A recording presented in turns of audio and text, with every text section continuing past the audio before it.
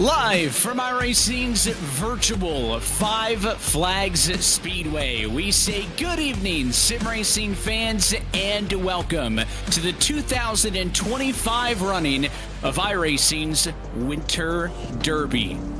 This annual event, both in the real world and on the sim, continued to be the most prestigious super late model race in the country that draws some of the nation's top short track racers from around the country for a 300-lap showdown on the half mile here in Pensacola. And tonight we do it on the sim with this special presentation of RaceSpotTV and the iRacing Esports Network. It's myself, Evan Pasoko, with Derek Watson in the broadcast booth. Our producer, Hugo Luis, is bringing us to you. And as always, with iRacing special event coverage, Derek, we have got some top split action, some of the biggest names in the sim, some of the top short track racers across the service here tonight, as what we are into the home stretch on this 2025 calendar.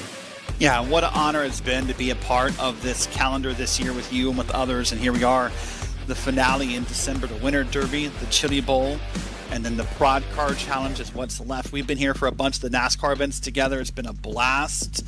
So I'm excited to see what we can make happen here in this 300-lap race here at Five Flags Speedway. It is going to be a rough and tough 300 laps, 30 drivers with a strength of field with an average I rating of more than 6,000 getting ready to compete. There are plenty of oval races on the calendar, but not a lot of short track racing. You do have the likes of the Bristol 500 in there. That event falls part of the NIS calendar, but if you are a part of the tight-knit and ultra-competitive short track community on the sim, it's basically our Super Bowl here in December. Yeah, I mean, there's really the Bristol 500. You could argue that the new Martinsville MX 500, we saw Ted Lowendick win that about a month or so ago here on the iRacing Network, and now this event, I would say, are your three maybe crown jewels if you do love that short track racing. These cars are fun as we are into the final 2 minutes of the qualifying session, getting set to build the field for tonight's race. Let's talk about the Five Flags Speedway, though, a half-mile paved oval that opened back in 1953. The track takes its name from the proximity to Pensacola, known as the city of Five Flags, in reference to the fact that 5 governments have ruled the city over the course of its history, all the way from Spain to its current position with the U.S. Of course, Five Flags is one of the fastest short tracks in America, thanks to its steep 15 degrees of banking and wide turns that give the track nearly a circular configuration. You can see it from above, and when you look at those rubbered-in lines, the straightaways are not much of a reprieve at the Speedway. Although the track was a stop on NASCAR's senior circuit in its early days, since 1968, Five Flags has been known as the site of the annual Snowball Derby. Held each December, the Snowball Derby is considered the premier super late model event in the countries, with the past winners including the names of Donnie Allison, Darrell Waltrip, Kyle Busch, Chase Elliott, just to name a few. And of course, local racing at Five Flags on a weekly basis. You got the SLMs, you got Pro Late Models, Super Stock Sportsman Bombers, and much more for short track Friday nights in the local scene. But there have been other historic circle tracks and short tracks, Derek, on the sim. I think of Myrtle Beach as an example. Some of the other ones who live on in the sim but no longer exist in the real world. And I know a lot of chatter is that, of course, the Snowball Derby weekend is coming up, so happy to see that tradition continuing in the real world, and glad that the iRacing Special Events calendar gets to be a part of it. Yeah, and you mentioned the real-life version of this, the Snowball Derby, and it's gotten some big names this year. I know I saw Kyle Busch was signed up for it, and many, many other stars across racing will be there when that event happens. But I love what you touched on about this track in real life. It's had a rich NASCAR history. Much different cars back in 1953, but what we now know as the Cup Series ran here. The ARCA Series has come here off and on, either as the ARCA Series or its predecessor, the K&N Series, has come here. The SRX, when it existed, I guess it's still technically on hiatus, has raced here back in 2022. So a great track, a very fast track, a half-mile track with banking all around. The front straight, the back straight, and the corners all have that banking built in. But there's a lot of history here, and someone wants to add their name to the record books in about 300 laps from now. And the clock strikes 0 in the left-hand corner of our screen. Qualifying has drawn to a close, so let's go down and introduce you to our starting grid for tonight's top split of the iRacing Winter Derby. It's going to be Ryan Kuhn on a pole position with a 15:5:39, just ahead of Kyle Turzak, who will make up the outside of front row in P2. Chase Williamson starts inside of row 2 in third. He'll be next to Parker Retzlaff, a short track ace in the real world in his own right. We'll start from the number 4 spot. Ryan Matthews picks up P5. He'll be next to Alexandre Lacasse in P6. Moving back into P7, you'll find Hendrik Cryer in that 53 machine next to Oliver Racine. P9 is AJ Plemons, with Maverick Davis, someone we're familiar with back in P10. Tracy Petters in 11th with Michael Smith back in P12. Looking at 13 tonight, we'll go to Wyatt Tinsley, one of the pro-level drivers in the field, next to Cameron Liebel in 14th. And Chris Horton starts P15, Joseph Galata in the number 16th position with Dallas Pataska 16th and Mick Gingras in 18th. Back in P19, you'll find Brett Hahn next to Mitch Dranowski. P21, you'll find Derek Love next to Keegan Sabillo. And then 23rd and 24th, Brad M. Newman and Tyler Gary in the 7th. Continuing on through P25 into qualifying. It goes to Junsa Lim. It'll be next to James Bomar in P26. William Keck will start 27th. Charles Wimbley in 28th. Connor Robinson 29th. And Nolan Hodgson in P30. That's going to be looked top to bottom at tonight's full starting order. Qualified times to drivers inside of the top 23. So everybody from Tyler Gary, P24 on back, starting based on provisional. You take a look at the track conditions, 70 degrees Fahrenheit. That might sound a little bit warm for December, but that's pretty accurate. It was a nice day here in the Sunshine State, so track temps going to be high, relatively speaking, when you're talking about an event happening in December. Mostly cloudy conditions. We'll keep an eye on those, of course, as the race progresses, but the big story is 300 laps and 150 miles to survive the iRacing Winter Derby. So just like any time we do any of these full-length races, surviving, being smart about when to take risks, all of that going to factor into who finds success early in this race. Yeah, I definitely will. And it's 1:31 p.m. virtual sim time. By the way, I bring that up, Evans. I think this track may heat up a little bit as this race goes on, as the afternoon continues. It's nighttime on the East Coast, or even the West Coast. It's already dark outside, but virtual sim time, the sun is still out and shining down on the track.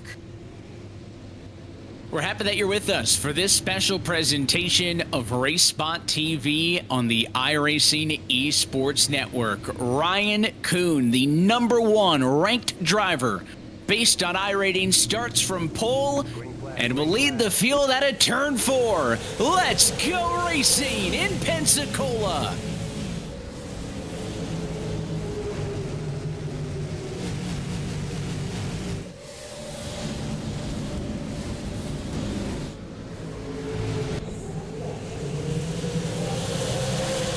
Up to pace, and Kuhn leads the end of lap #1. In the number 2 spot, Parker Retzlaff picks up 2 positions early. The bright yellow number 7 car into the runner-up spot.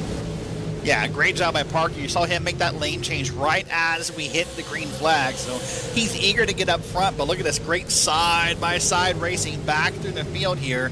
And these laps happen fast, Evan. Remember, about 16 seconds a lap here.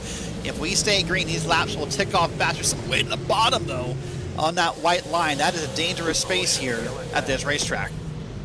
Caution, flies. Trouble behind the leaders. A couple of cars scatter. Those look like they were avoiding the pace car, maybe, coming out of the pit lane. So James Bomar over the radio thanking somebody. Curious if he was near the accident or was the accident. And his thanks was sarcastic. He loses positions, so my intuition would suggest something happened with the driver of the number 10.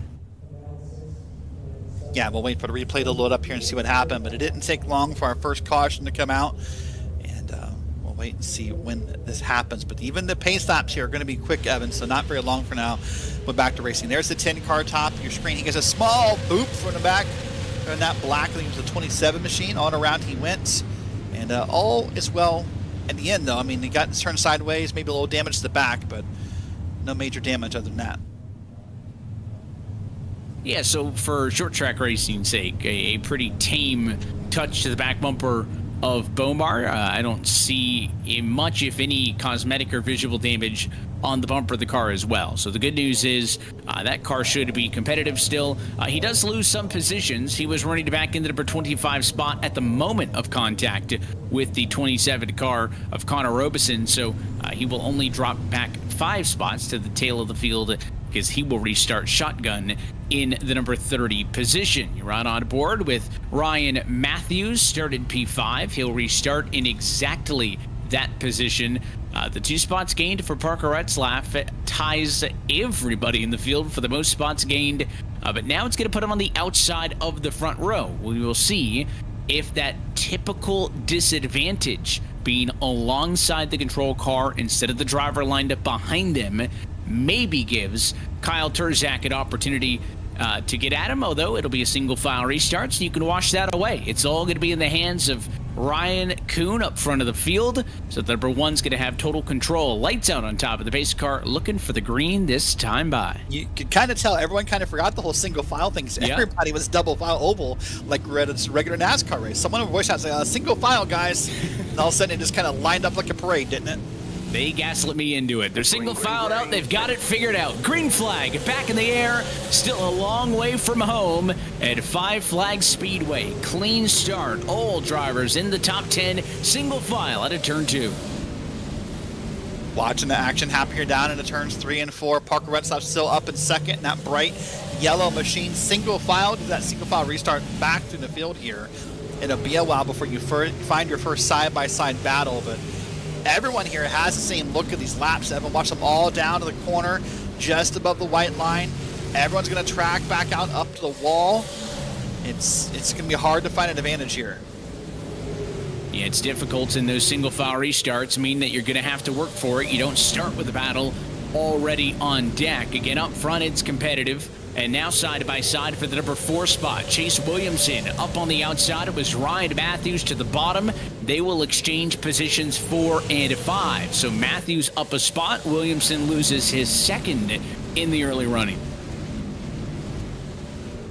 A couple of drivers starting to drift up to those corners and moving up in those lanes. And by the way, not long does it take here, Evan, for tires to become a conversation. This is a track known to eat some tires. This is a very abrasive, very bumpy track. It maybe doesn't look like it from these camera angles, but this track will eat up a set of tires for lunch and be eager for more. Here is on board with our P9 driver, Oliver Racine, the Canadian.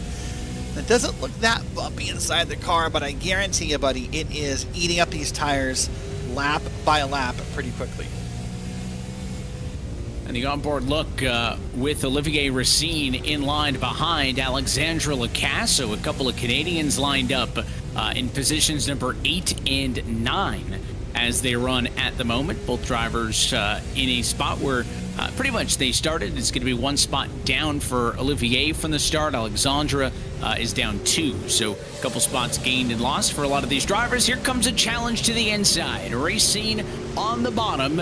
It's the 29 Lacasse up on the outside, side by side for the number 8 spot. And once you get 2x2, hard for the drivers on the outside to do a lot about it. Through and clear goes the 17. Next man up, Tracy Pettit to the bottom. Trouble and a caution. Good save by the 13 car.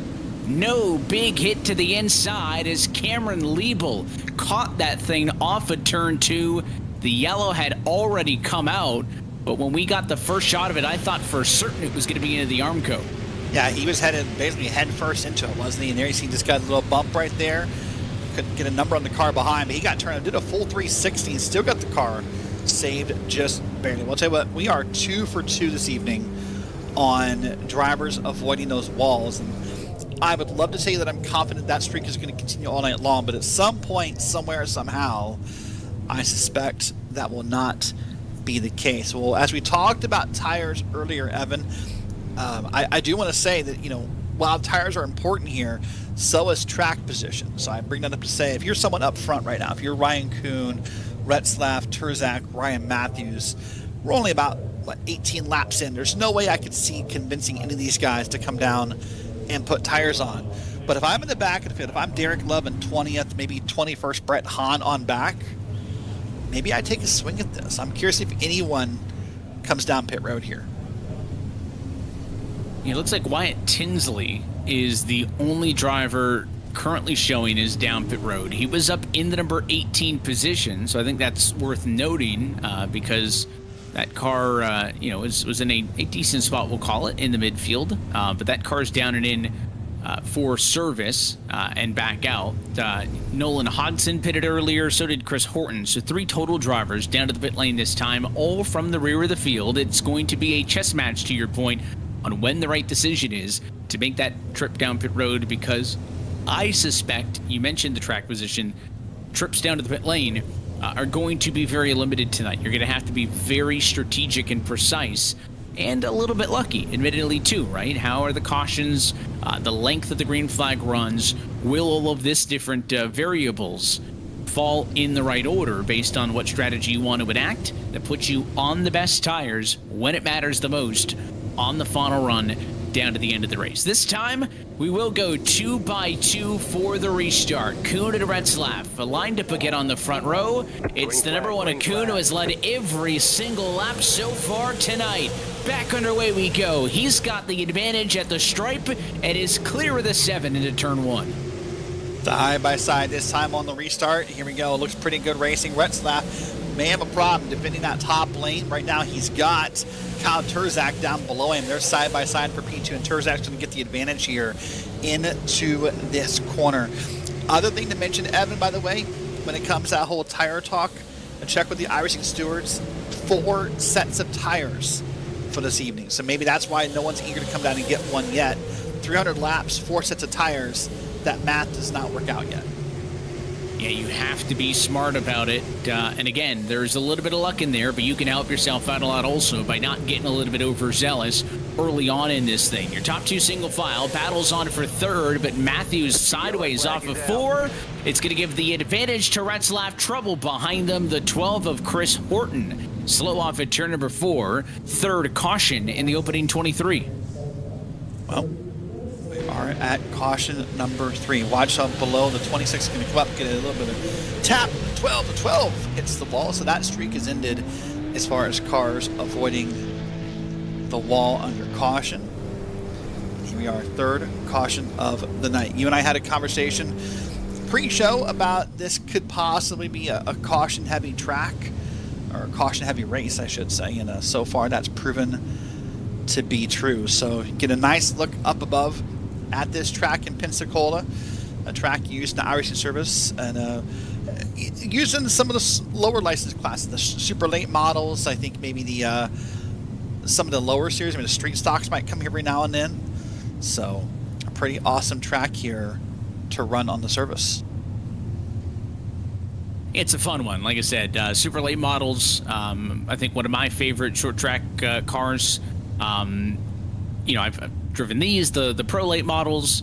Could never figure out the modifieds. You see why Tinsley's going to get an EOL penalty sent to the back. But again, there's just something about super lates here at Five Flags, here at some of the other staples on the iRacing short track calendar that is such a good time to watch. And again, there's not a pro level full-time series. Think your Porsche esports, your NASCAR Coca-Cola series. There is not really something like that for this type of racing on the sim. So this date, again, if you're a short track person, and there's a lot of dedicated short track leagues that have been around for a long time, but if this is your bread and butter, again, this is one of your biggest races of the year. And again, not just tonight. We say this every time we bring you some special iRacing special event coverage, is that we'll cover one top split for the week, but if you haven't done so yet, there's plenty of competitive opportunities over the course of the week, both in an open race like tonight, where drivers could bring their best and race best on best, or fixed setup races opportunity as well. Going to be plenty more splits throughout the weekend if you want to participate.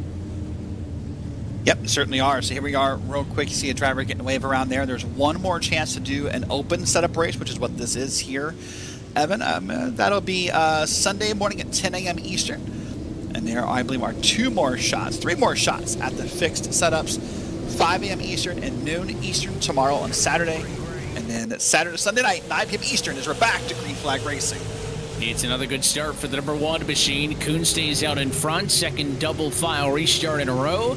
No issues for the 1. But Kyle Turzak on the inside line now drops down ahead of the 7 of Retzlaff, so he's taken over the number 2 spot. Retzlaff down to 3rd. Matthews loses another one. How about AJ Piemans? First time we've mentioned the 22. He's up 5 positions into a race best P4 at the moment. Doing a great job as the American there and having a good run so far. Side by side is the battle he's having right here, though. And with these corners, remember, these corners are banked at 15 degrees. Straightaways are banked at 9 degrees. There's never quite a moment where you're not, kind of off kilter in this car a little bit here. So you're always facing some kind of banking, some kind of a little bit of a tilt or a lean, if you will. If you're in either a motion rig or a VR, you may be feeling that all night long. But right now, a great battle is going on back to the field here. Good action right there, tail end of the top 10 between the 17 machine of Racine on the bottom of the racetrack. This Ryan Matthews up top. The 24 had been a top 5 car for the majority of this race, but is going the wrong direction on the outside. Just cannot find a spot down to the bottom. Tracy Petter in the 3. The next car up, through and clear. And the 4 now, Michael Smith, very aggressive in that all-blue entry to get to the door as well. The 24 gets into the fence. Matthews now down nearly a half a dozen spots since the restart alone. I look at that 24 car in the top lane there, Evan, and the way I can try to explain to someone, maybe you're watching this because you have a relative in it or a friend or someone in this race, you've never seen much racing before. You ever been at a restaurant before and you open the door for someone and like that one person walks in, another person walks in, another person, next thing you hold the door for like 8 people? That's kind of what it's like being stuck on the outside of a short track. It just feels like no matter how hard you try, there's no way to get back inside. There's no way to let go of that door. More people just kind of keep pushing their way through, and you have to kind of just, bully your way into it. Just kind of say, okay, I'm done holding the door now. I want to get in here myself. And that's what the 24 is trying to do. He's trying to find a way, and he's hoping that a gap will open here, maybe between the 25 and the 11 as they almost make contact, but there's no gap right now.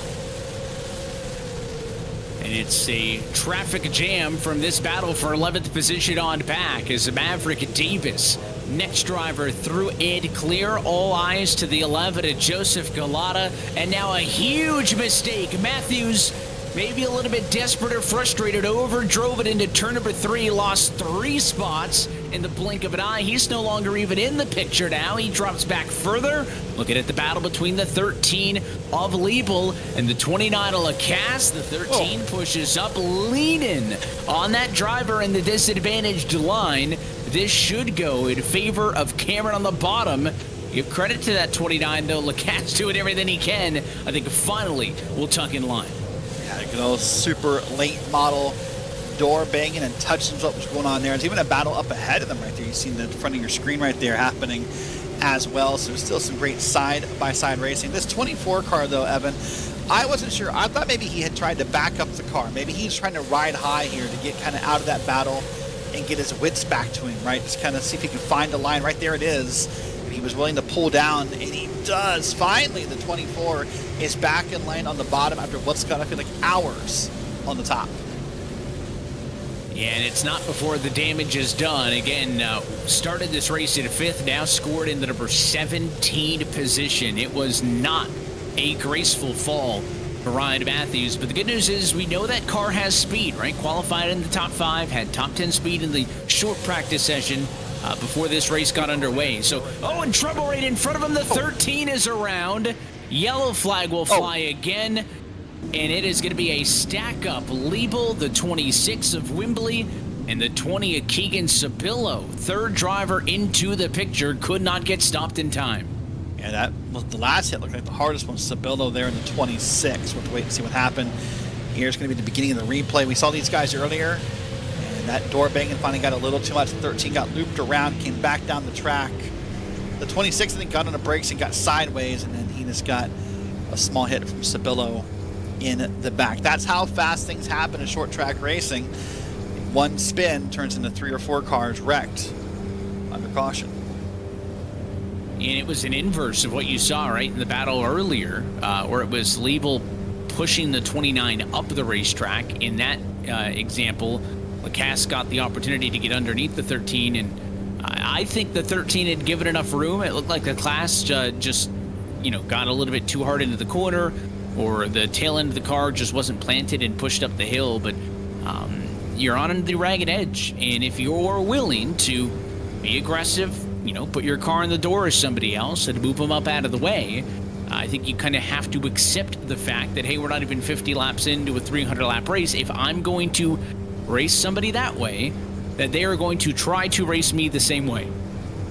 Yeah, I would agree with that. You have to kind of expect it. What's that old saying we learned in school?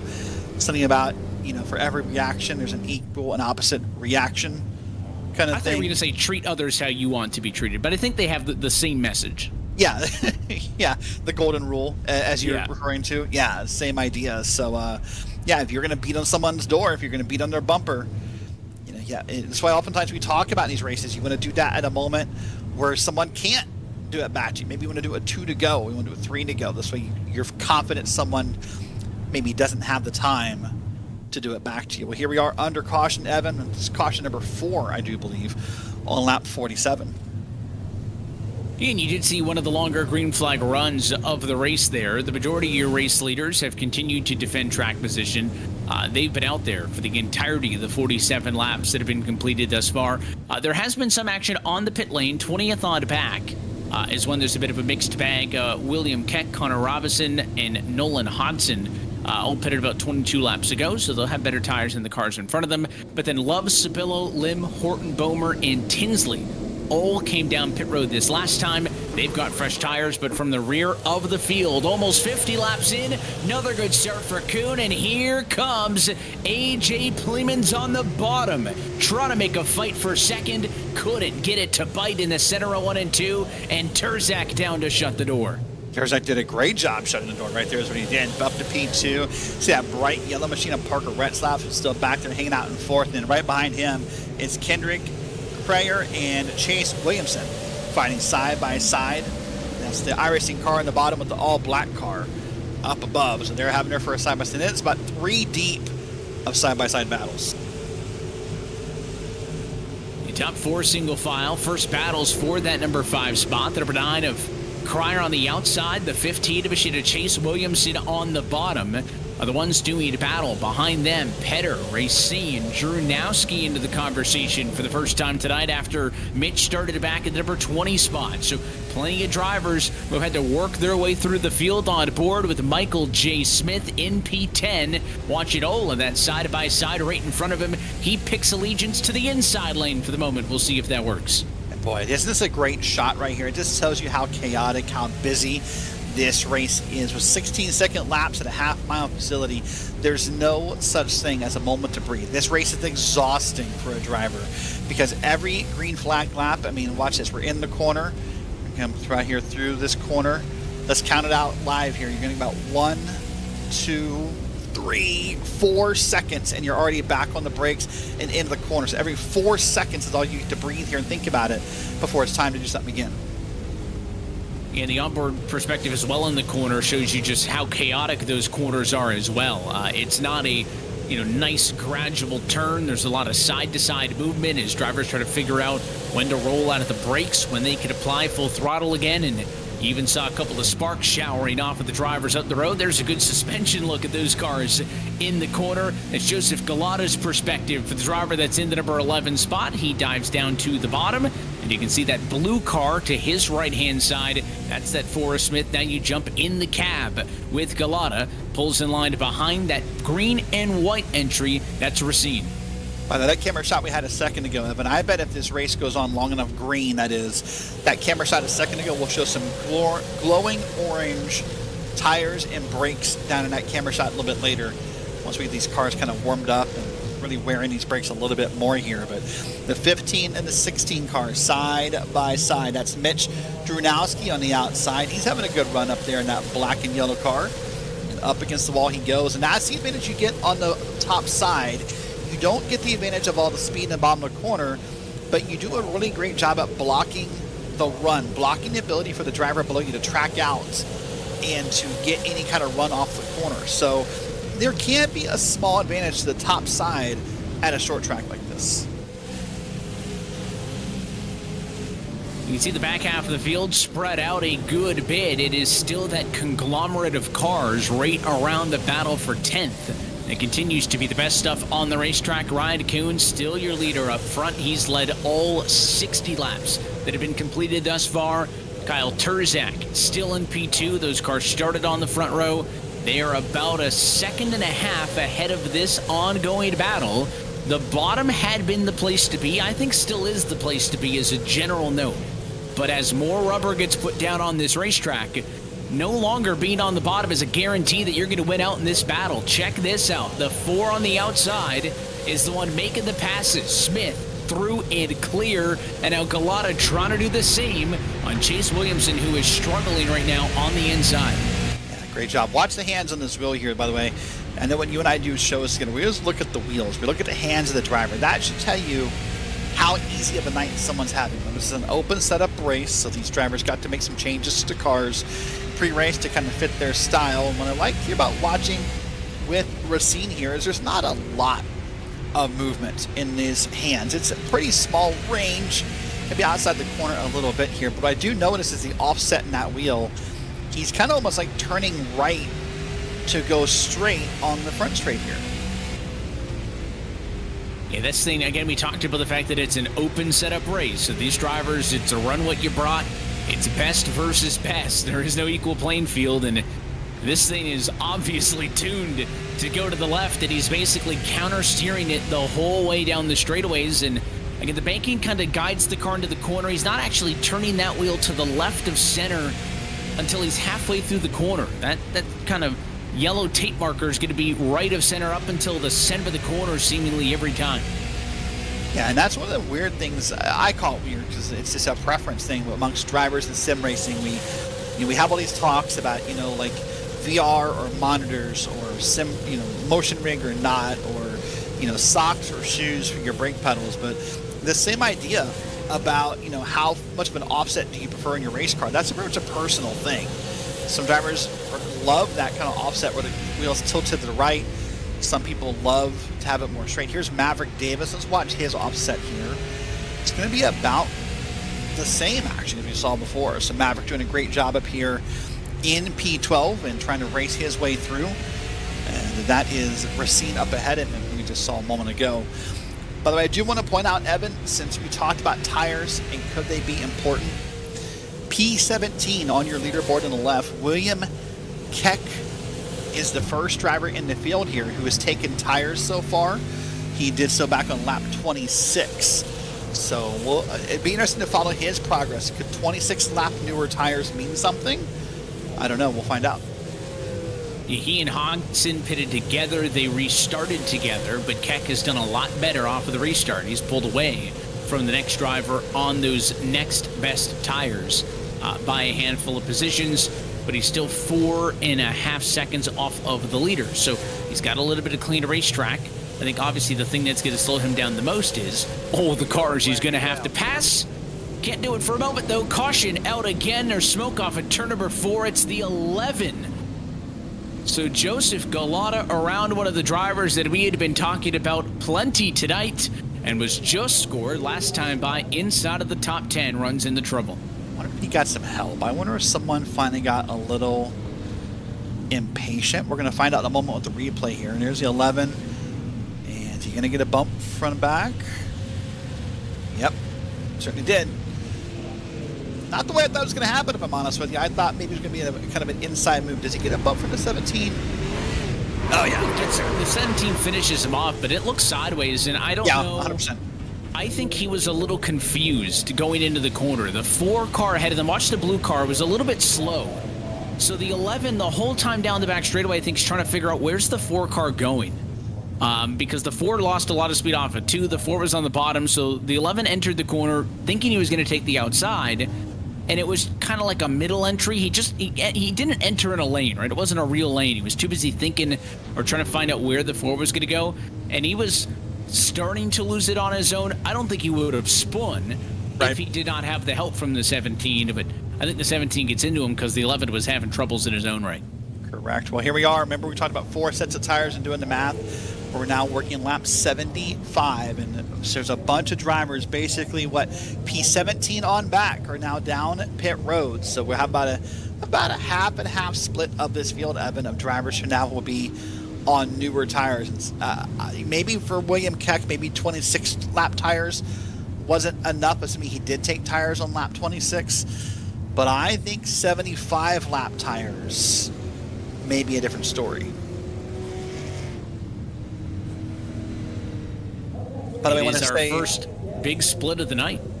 It is definitely. So I want to say hello to everyone out in Twitch chat, by the way, hanging out. They're discussing the things they're noticing in the race about Tyler Gary and the other drivers who are performing well. They're having a good old debate about socks, shoes, or barefoot for their pedals and iRacing. So at least for the Twitch chat, your Heroes Motorsports, I saw out there. A new favorite username, Tuna No Crust. I'm assuming referring to the sandwich was out there. And many others are out there in the Twitch chat. So guys, thanks. I know it's also a YouTube chat as well. But yeah, guys, thanks for hanging out on a Friday night and watching us.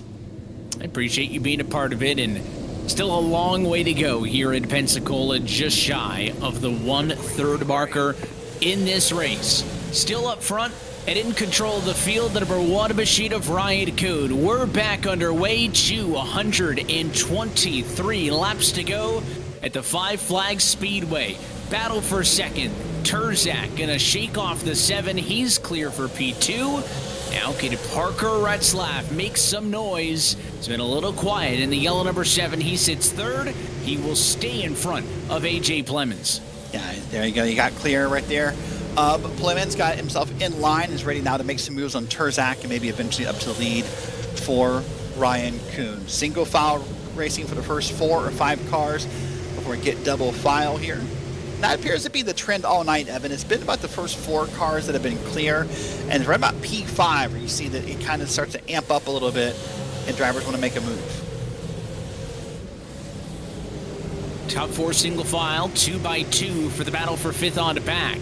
Tracy Petter, Kendrick Cryer, in the number 6 spot, then Chase Williamson and Mitch Drudowski battling for the number 7 spot and the 8th position. Also, what this yellow is going to do is give William Keck an opportunity to make up some track position. We were talking about his tires, almost 30 laps better than the bulk of the leaders. He's up to the number 13 spot. Can he take advantage of the grouping of the field and try to continue to gain more spots? The outside so far looks like the better spot right now in the battle for P5. It gets better and better up top with each passing lap, and that time through and clear is Petter. Yeah, that 15-car Chase Williamson stuck up top in an iRacing machine, and they're just passing on by one and slowly working their way on around here. And there's another car to move up top, but back up to lead here, it's the 1 car of Ryan Kuhn. Then it's Terzak and Parker Retzlaff in that order. 4th is Clemens. 5th is Tracy Petter, now clear in single file. And then they begin to battle on back. You know, making another iRacing connection to this track, Evan. When doing my research today, I found out, and I kind of maybe knew this and forgot, the record for qualifying at this track set about 10 years ago, the 2015 Snowball Derby, a 16.120 in real life. Ty Majeski has the qualifying record here at Five Flags Speedway. Ty, of course, a longtime veteran of the iRacing service, has been known to come in and beat up on some folks in some of the big short track events on the sim when he was in his heyday on the iRacing service, and again has been able to find a lot of success in the short track world, including some at the NASCAR national touring level. There's some iRacing guys as well that have competed in either the Snowflake or the Snowball Derby as well, so that sim to reality connection that we always love talking about here with these iRacing special events holds strong with this event specifically, because we have seen many of iRacers turned to real-world talents compete here at the Five Flags Speedway in December on an annual basis. Watching the 9 and the 4 fighting at the moment. It's Michael J. Smith up top. You can't miss him in the blue. Trying to clear the number 9 of Kendrick Cryer. They continue to flow back and forth. No advantage to either driver at the minute. And in front of them now, AJ Pleeman's looking like Tracy Petter's putting up a fight. That one's going to be for P4.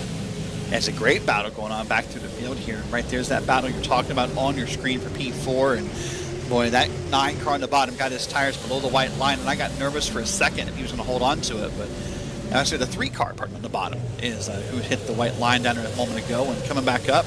And that's going to allow eventually for that pass to happen right there for P4, I thought. But no, we're not done yet.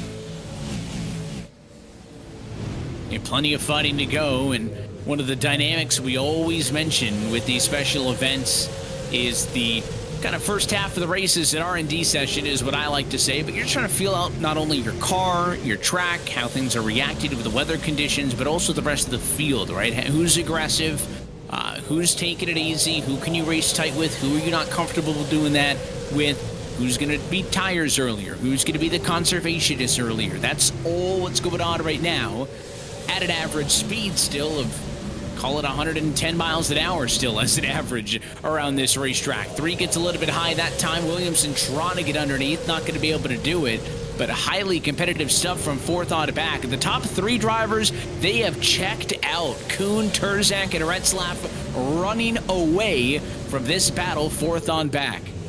Yeah, and by the way, I want to go ahead and point out that car, the 16 car back in P7. That's Mitch Drunowski. He's up 13 spots on the evening. He's tied, I believe, for the most spots gained this evening so far. So Mitch has not taken tires yet. He's part of that crew that stayed out under this last caution, but is having a good time working his way through the field. By the way, of the drivers that took tires, it is P12 on your leaderboard on the left, Joseph Galata. He is the first driver I can tell from timing and scoring that would have been on the pits on lap 75. So that name is worth watching as we're now on board here, Evan. And let's see if we can see any kind of indications as he gets through the corners. Does he hold a line better? Is he able to brake later? Looks pretty smooth, but I don't see any big advantages so far for Galata. And obviously he's been able to work through the field aggressive. That 13 machine of Liebel does not want to allow Galata to get underneath, but it speaks for itself. We had been tracking the William Keck advantage of 26 lap better tires. Well, Galata, who pitted on the most recent yellow, has already passed Keck and a handful of other drivers who are still out there on the tires that they started this race in. So Galata is the lead car in the running order who has come down pit road at any point in this race. The 11 is currently the benchmark to watch. And I mean, the good news is he has new tires. The bad news is with a track this short of a half mile and this fast, it's going to be hard to make passes here, even with new tires. You see right now he's kind of peeking up top. There's no way he's going to push it 3 wide with the 4 and the 13. So he's got to try and find a way around. But every lap that he's stuck behind these 2 cars, he's kind of almost throwing away those new tires. And not on purpose, not that he's doing anything wrong. It just kind of kills that advantage. Up front here on P9, this is Maverick Davis. Oh, they're 3 wide. That's the 13, the 25, and the 4. And no one's budging.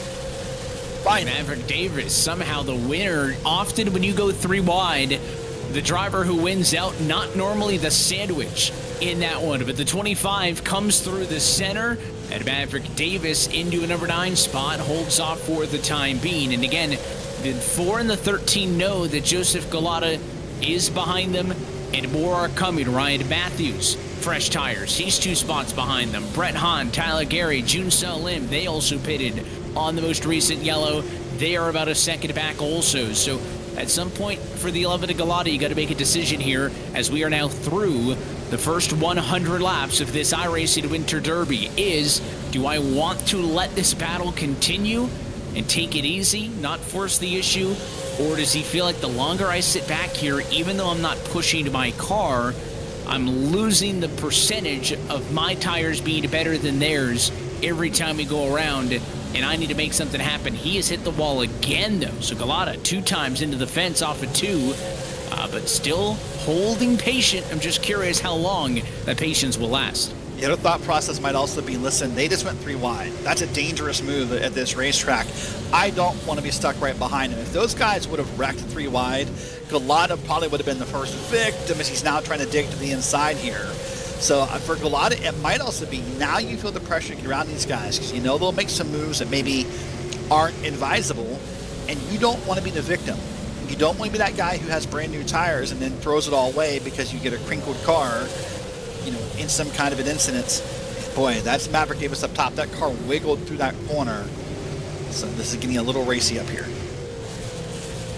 Highly competitive stuff from the jump, and now on one of the longest green flag runs of the night that we've seen. I would not have put money on that being the one with the first big tire strategy, but it is the case as Liebel had a big moment that time in the front stretch. It's going to allow Davis to get clear, and now Joseph Galata, no longer with the 2 wide roadblock in front of him, has to pick a spot, trying to go to the outside of Liebel, who parks the bus in the middle of the road. He does not want to make this easy either. AJ Pleeman's the one on the bottom as well in that battle you saw. So a lot going on. Battle for 6th. Behind them, it's the battle for 9th. Boy, and while all this battles have, ooh, look at those hands for a second there from Mitch Drunowski. By the way, this is the driver who mentioned earlier. It's up 14 spots on the night. That is the most of any driver. But those hands were busy a second ago as we're now on board with Kendrick Cryer up here in P8. But as all this battling is happening, Evan, it's worth noting these guys might be having fun. They might be fighting. They might be throwing, you know, elbows and having a great time. But they are letting Kuhn, Terzak, and Retzlaff walk away from this field. They have checked out more than 2 seconds. In 3 wide we go again. This time it's Davis on the outside, Liebel the center, Galata on the bottom. The 11 decides to no longer force the issue. He tucks back in line. Again, all of this going on while Galata tries to find a way through. Is that patience indeed wearing thin? And the 13 bouncing around like a pinball in the center lane just got into Pleeman's. Boy, this is getting rough. This is getting a little aggressive. And sometimes as a driver, I like to say, you have a sense. There's this sense you get either at a short track or maybe at a super speedway where you can kind of feel it coming, right? You know, people with arthritis say they can feel the rain coming in their bones. As a driver, you almost can start to sense when a pileup is coming, when a wreck is coming, when an incident is coming. And if these guys keep wiggling like this, it won't be long before that happens here soon.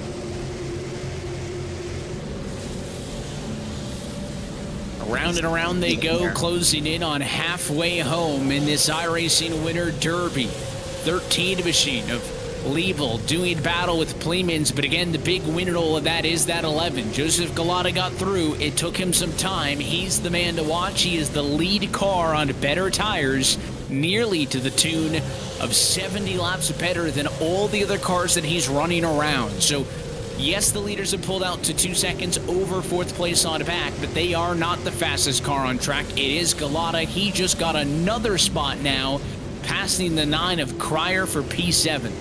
Yeah, he's about a 1/10 of a second faster per lap. And maybe that doesn't sound like a lot, but when you consider how fast these laps are, that is a massive number. And now you look at Galata up there, he'll have a little bit of clean air up ahead before he gets to his next car. So he'll be able to make up a little bit more time possibly on this field. There's Galata in the back of the shot in the 11. The next car up for him will be Mitch Drunowski. So we'll see what he can make happen there. But this has been a great race so far. Knock on wood, I hate to be that guy to say it. It's been a good run here since lap 75. We're approaching a pretty solid run. I think we might actually be approaching Evan longer. Oh my goodness, Galata.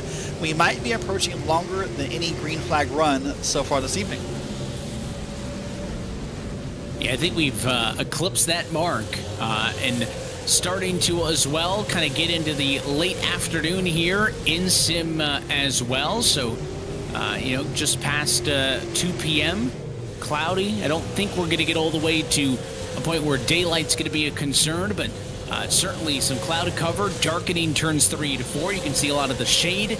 We always talk about how the dynamic weather will impact track temperature. Curious if that's playing a factor into maybe why some drivers do it better than others, is taking advantage of the overcast conditions that have suddenly engulfed the Five Flags Speedway And again, you haven't seen the look up front in a while. You're not missing anything. It's still Kuhn, Turzak, and Retzlaff in that order.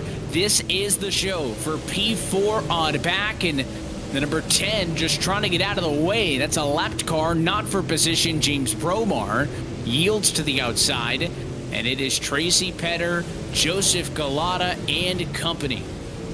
This is the battle up front. This is the checkout they have going on currently. And they're just kind of riding along. They've been in this same spot of 1, 2, 3 for as long as I can remember.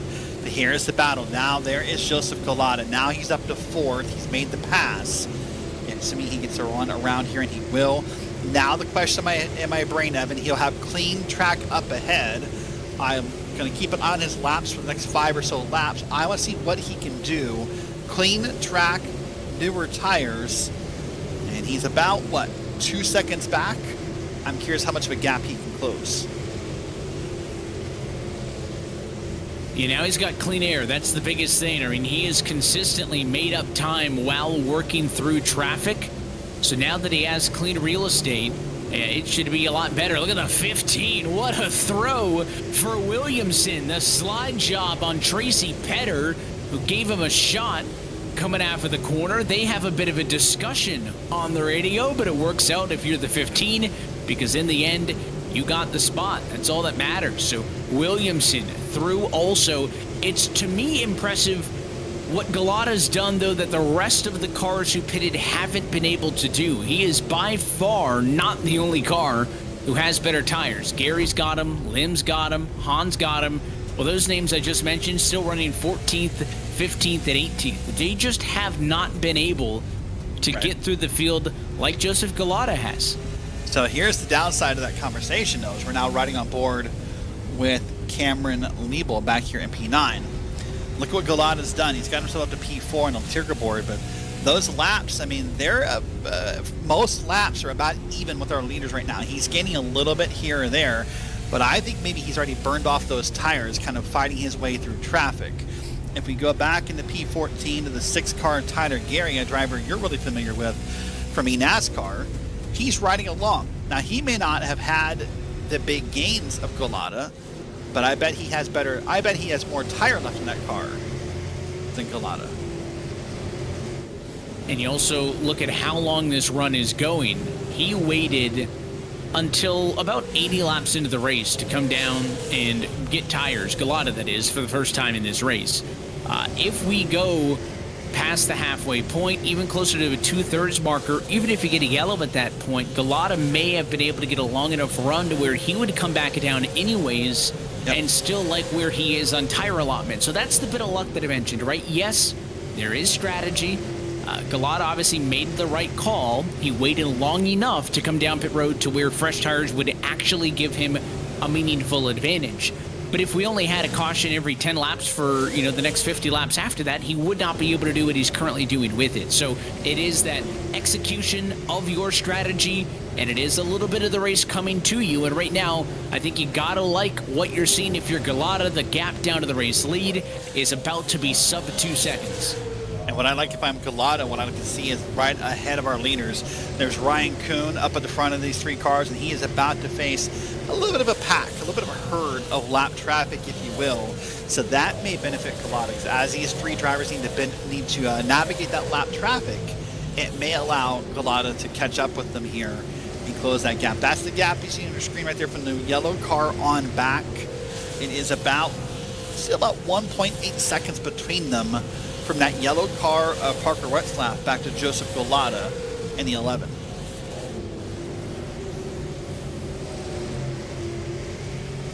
It's hard to miss the yellow car, which is the 3rd one in line of Retzlaff. And this is such an interesting dynamic too, right?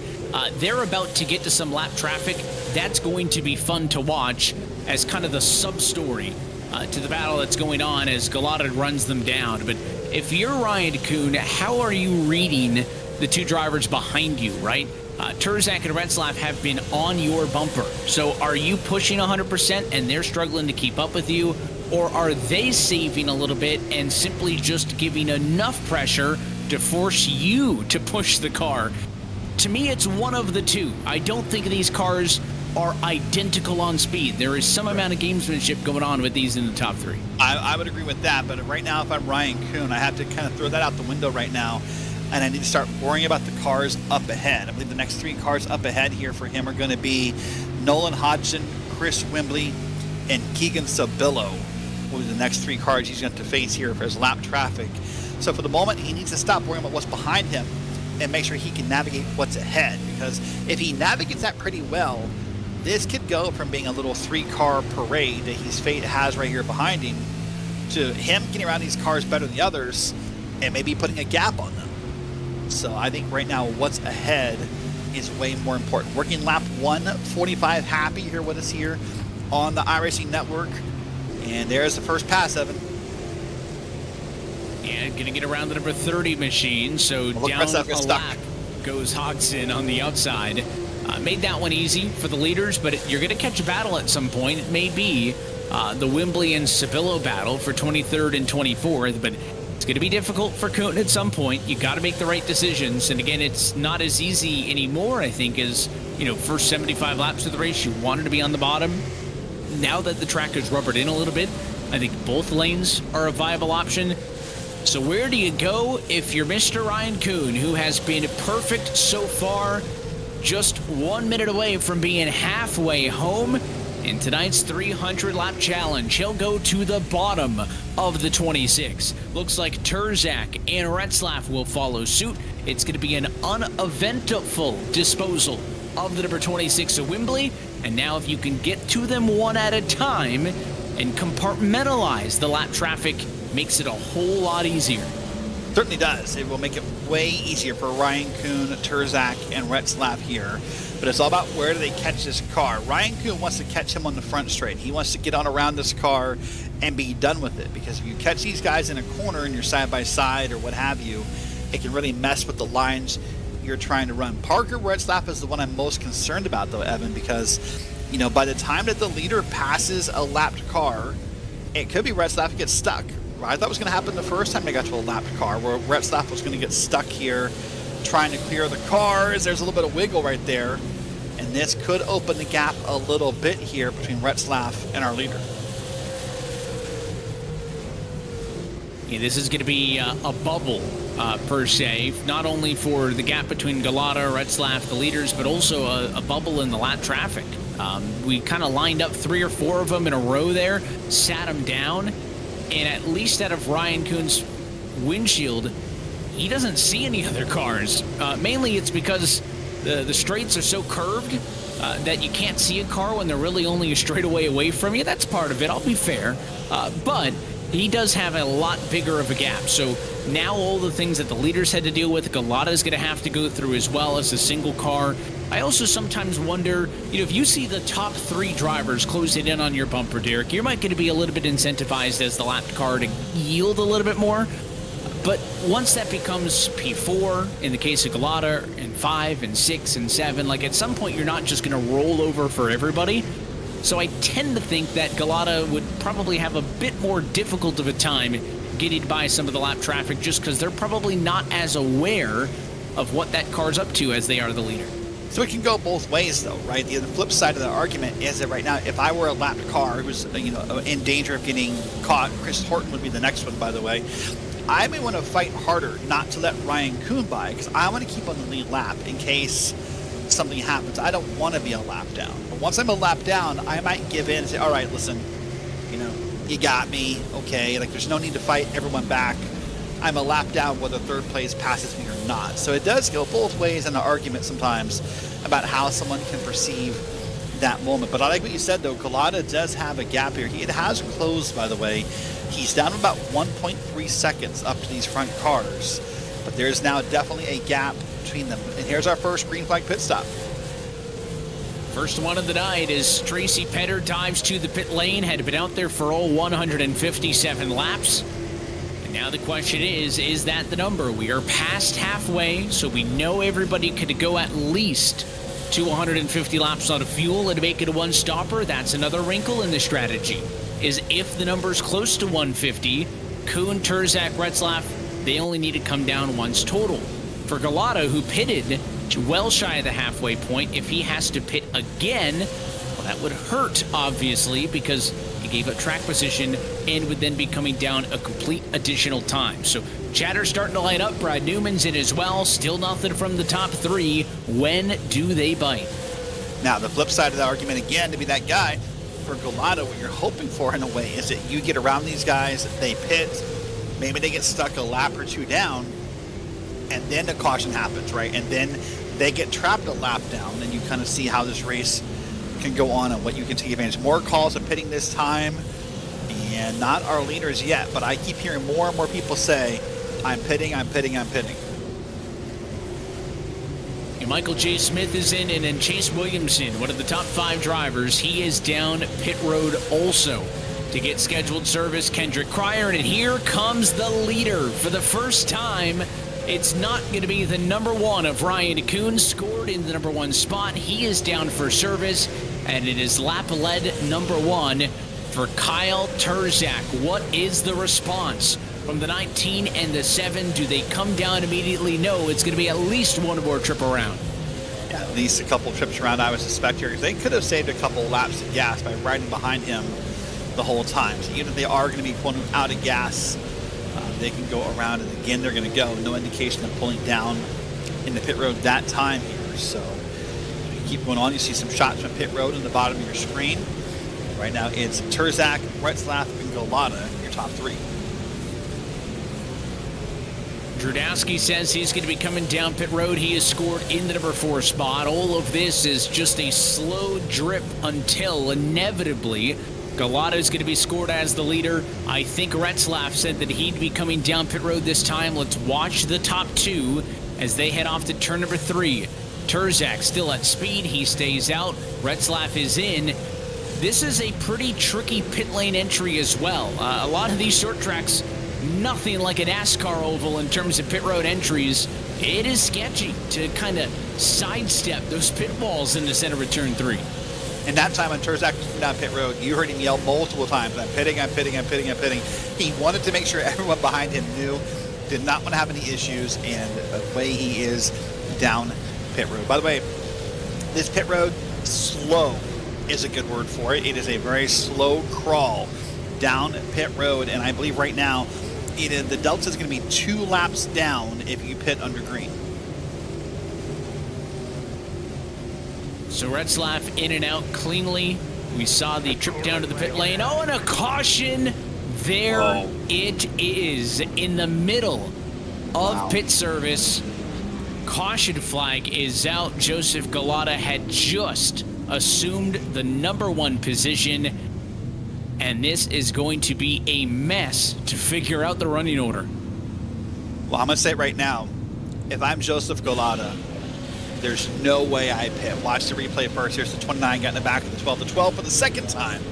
Backs it into the wall after being hit and have contact made with them this evening. But if I'm Golota, there's no way I would have done that. If I would have stayed out, I would have trapped those cars on the lap they're on, and I would have worried about pitting later under the next caution or something. There's no way I would have given these drivers a free pass around. He had been out there for 97 laps, so could have gone at least another 60, certainly not the full distance. So clearly the decision for Golota here is, I'm going to make my long-term move instead of a short-term move, right? He's going to get fuel, and that car should now be good to go to the end of this race. But the expense of that is, you don't stay out there to pin a bunch of cars a lap down unless somebody else on the lead lap does the job for you. It's going to be 4 tires and a fuel for him. A big win for the likes of Maverick Davis, right? The handful of drivers who had still yet to pit at all in this race and had been out there for 168 laps, needing to pit almost immediately because they'll get the free pit stop and a huge boost of track position. Yeah, so we're going to wait for everyone to come around and get the pits completed, and then we'll figure out how everyone's actually going to line up here, who's a lap down, who's not. Currently, it looks like there's going to be 12 cars on the lead lap, so we'll wait and see if that holds true once everything is done. There's Golota. Remember, he was your leader before the yellow came out. Currently, I believe still being scored first. We'll see if that holds true.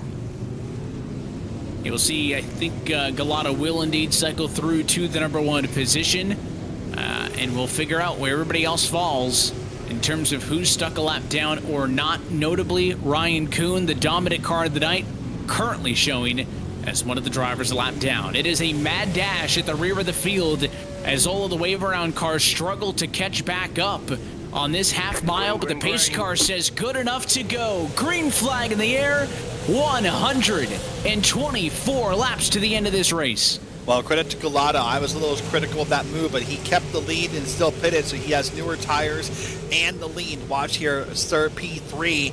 That is a great battle happening right there with Keck. We talked about earlier, he had that tire advantage earlier. He's now made the pass, I believe, on the 22 car. And up to P5 he's going to go.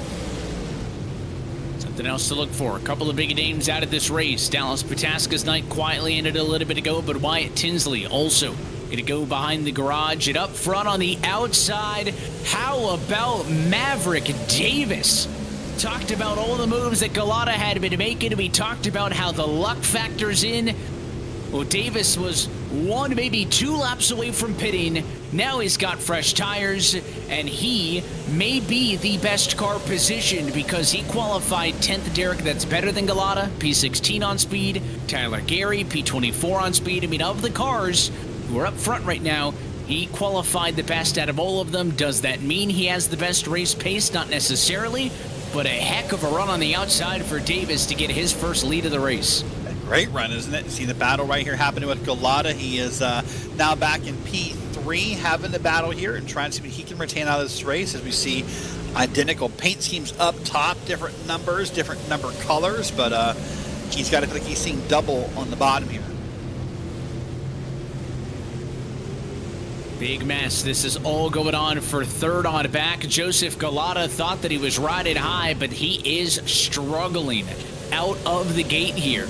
The number 6 machine, that is not for position, but that's a car that's just getting ahead of him better on pace. It is, sorry, that's Gary in second, but then Keck gets by for third, and now the number 19 machine of Terzak, that's the one that's not for position.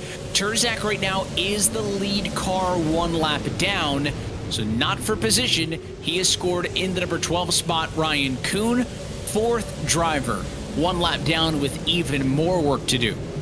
Yeah, Terzak would love to get around here and get his lap back, what we call the old-fashioned way. Wouldn't he love to get up there and just kind of race the leaders so he can get that lap back? But for now, he is stuck here in this moment. He's got Galata next to him, and then Gary and Keck, P2, P3. Tyler Gary, by the way, up 22 spots in the evening. William Keck up 24 spots in the evening. So these drivers both having a great run here so far in the Winter Derby.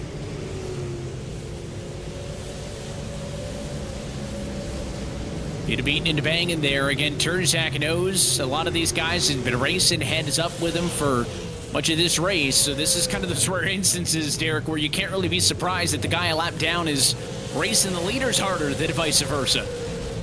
No, that's exactly correct. I agree with that 100% here. So, boy, these 2 cars right here. Oh, one's way up top. That's going to be Keck. the 23. Keck just got caught way up top in the corner. Lost a couple of spots here behind Galata. Now under attack, I believe, by Mick Gingras.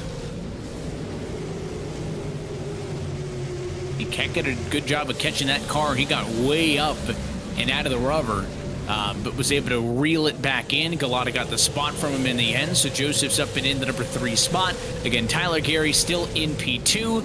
Then the lapped car of Terzak, then your leader, Maverick Davis, in the number 25, closing in on 100 laps to go in this race. Could be possibly stretch out to another long green flag run and let the strategy that has been handed to some, earned by others, play itself out. Well, I think the good news is here for the top 6 or so is that they're good on pit stops. If we saw our leaders go like 150 some before they pitted, that means everyone up here who's pitted now on lap 172, I believe was the number under that caution. We're good. They can stay out here and race forever if this stays green. So now it's working lap 190 of 300. Inside your head, the laps are ticking down pretty quickly here. And for Galata, he is trying everything he can to get around this green car. He wants to get around Tyler Gary, course, Tyler, a well-known iRacer, someone you've commentated races on a few times, and so this is a big notch in your belt if you can beat Tyler Gary. It's no easy feat, but I think it's interesting to note if that 19 gets back to the lead lap, he's going to be something to be reckoned with, because I know it's not for position. The battle here is, as we continue to watch second and third, but if we can peek up to the leader, Maverick Davis was reeled in, caught, and quickly passed by the 19 of Kyle Terzak. So Terzak is now back on the lead lap, still in the same spot, P12, a whole lap behind the leaders, but very clearly has a faster race car than what our leader Maverick Davis has. And the benefit to that is you're not worried about being lucky dog, which lucky dogs are on in this race, by the way. But that means if something does happen, caution does come out, you get to drive around the field, catch the field, and pit under caution, and not have to worry about the whole dropping to the end of the line as a lucky dog or any of that stuff. So you do want to be out there and get your lap back the old-fashioned way, as we would say it. So this battle right here, this 11 car, is just the meat and a green car sandwich.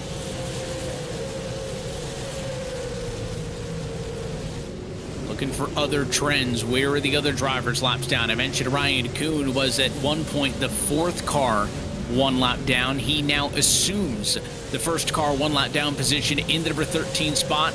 He is nowhere near, though, a position to get his lead lap back. He is behind this ongoing battle for second that we continue to watch. So he's got some work to do still, but again, all he needs to do is get onto the lead lap, catch a yellow, and then it's a wide open and it's a brand new game, because if you can get it back to the lead lap on your own right, don't worry about the lucky dog. You have the opportunity to pit with the rest of the leaders if we see any pit stops under the yellow in the second half of this race. And look at this battle. I mean, Joseph Galata did not get the start he wanted. If this car is better on the long run, then he's still far from out of this thing. He fell quick off of the lead. Davis basically blitzed him off of the restart, but it is settled in now, and he is doing everything he can to keep next to that 6 of Tyler Gary for P2. Boy, I bet Galata wishes he could track out just once up the wall and get that speed. He made a little door bump right there with Tyler Gary. Galata just would love to get up off this corner all the way, get up to the wall and get the speed in that car and make a move happen, but he just can't do it right now. He's been under attack, or had cars above him in lanes ever since his restart. Even before that, I think had some moments. There's another small bit of contact. It's getting a little punchy here between Galata and Gary. That's what we like, is eventually short track tempers are going to flare if they continue to race in close quarters. We've seen it earlier in the race, a couple of cars racing tight, somebody makes a mistake, it ends up bad for one of the parties. Is that going to happen here? And oh, now Ryan Kuhn is on the scene. That one car not for position, but again for Kuhn, larger stories here. Trying to get back onto the lead lap to get back into this race after leading the first 162 laps consecutively and pretty much uncontested. Galata, though, losing some ground on the bottom now. Tyler Gary clear of the battle for P2 on the outside. Second spot is his. William Keck about to do the same. So Galata slips to fourth real quickly. Yeah, slip back a little bit here and see if he gets behind the one and sort of starts to run his own race here. Maybe he got tired of being kind of caught in that lane. Maybe he got tired of having to run someone else's braking points, someone else's lines. He may back it up here and just try and save it for yet another run. Up front is Tyler Gary, William Keck, second and third. Of course, they are trying to catch Maverick Davis, who has not quite walked away to the level that those cars had before Evan, but I mean, he's almost up to 1 second of a lead here over P2. It has started to stretch out in advantage of the leader. Can it eclipse the 1 second marker for the first time since we go back green? Yes, it does. It goes to a full 1 second now between the leader and the battle for the number 2 position on back. Again, the leader, Maverick Davis, had stayed out, did not make a single pit stop, but after nearly 165 laps run, caught a yellow just before he was about to be one of the last lead lap cars to come down pit road. So he pitted as the leader. He comes back out into the number 1 position, runs away with a better restart compared to Joseph Galata, and is the best car at the moment, but is not the fastest car on track.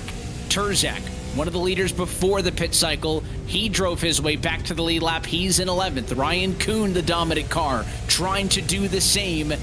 There's still at least a half a dozen race cars that could probably win this thing.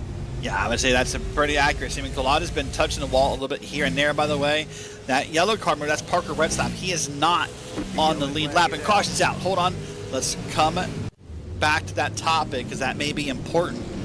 Parker Retzlaff, 1 lap down, is not in the lucky dog position. Last I looked at, it had been Ryan Kuhn in the 1 car. So here's what happened to bring out the caution. Car all by himself in the 13, just lost it all by himself, hits the wall, gets it stopped, and yellow is out. And that's big for 2 reasons. One, of course, Turzak had already gotten back to the lead lap in this thing, and we're going to have pit stops. We went hundreds of laps without service, and now a handful of cars from the lead lap want fresh tires after only 40. Sabillo, Gary, Keck, Hodgson. No surprise that Kyle Turzak is down pit road. Chris Horton also going to be in. So a lot of lead lap cars down pit road. It's a 50-50 split of the lead lappers. Now, the reason we stressed so much in the importance for Ryan Kuhn to get back to the lead lap in this race is because if he did so, he would not have to stay out to reassume his lead lap positioning. I think, depending on if enough cars came in, he'll be down pit road this time. He may, with a quick enough pit stop, be able to get away with servicing and being scored back on the lead lap, because I think he's already gotten the wave around. So I'm really curious where Ryan Kuhn cycles out.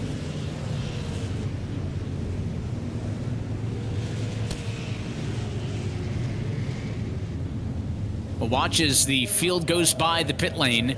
And again, these super late model pit stops, it is not NASCAR Cup Series, if that's your benchmark for oval racing.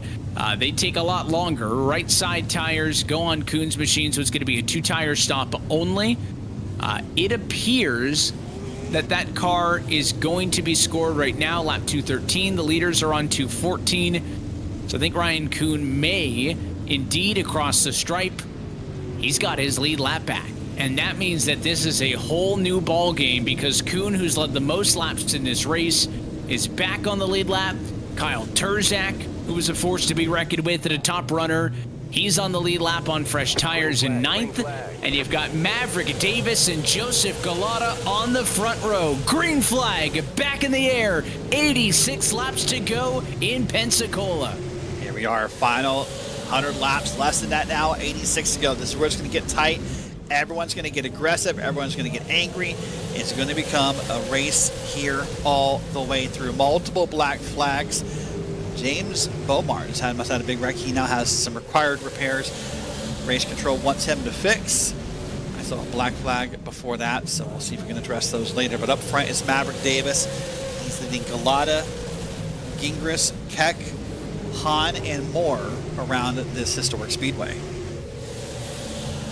And I'm looking for those fast cars in the midfield. Turzak and Kuhn, are they going to be able to get through the field? Look at the 19 on the bottom already.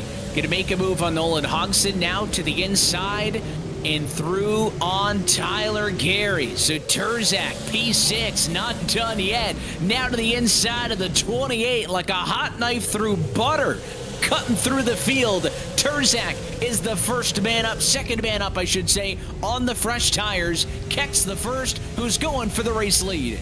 Yeah, going for the race lead very quickly here is what he's doing. And again, another car in the bottom, just holding that bottom lane, is passing on the bottom. Already setting up his next pass here to get back into turns 1 and 2. 25 of Davis. Is he going to try to force the issue here? The 23 has got him by 40-lap tires. I don't think there's anything in the arsenal for Maverick Davis to do. Admittedly, he was once the man on the tire advantage previous run, and it's going to flip the other way. And William Keck and Kyle Turzak, fresh tires, going to storm their way to the front row. Keck gets his first lap lead of the afternoon. But I think straight up pace now, these two cars, same strategy as one another. Turzak the advantage, but another caution. A lot of smoke in one as Chase Williamson has heavy left side damage. Yeah, we'll see what happened there. And this will slow this race down for the moment. You'll run a chance to breathe, but watch the replay here. Watch the middle of your screen.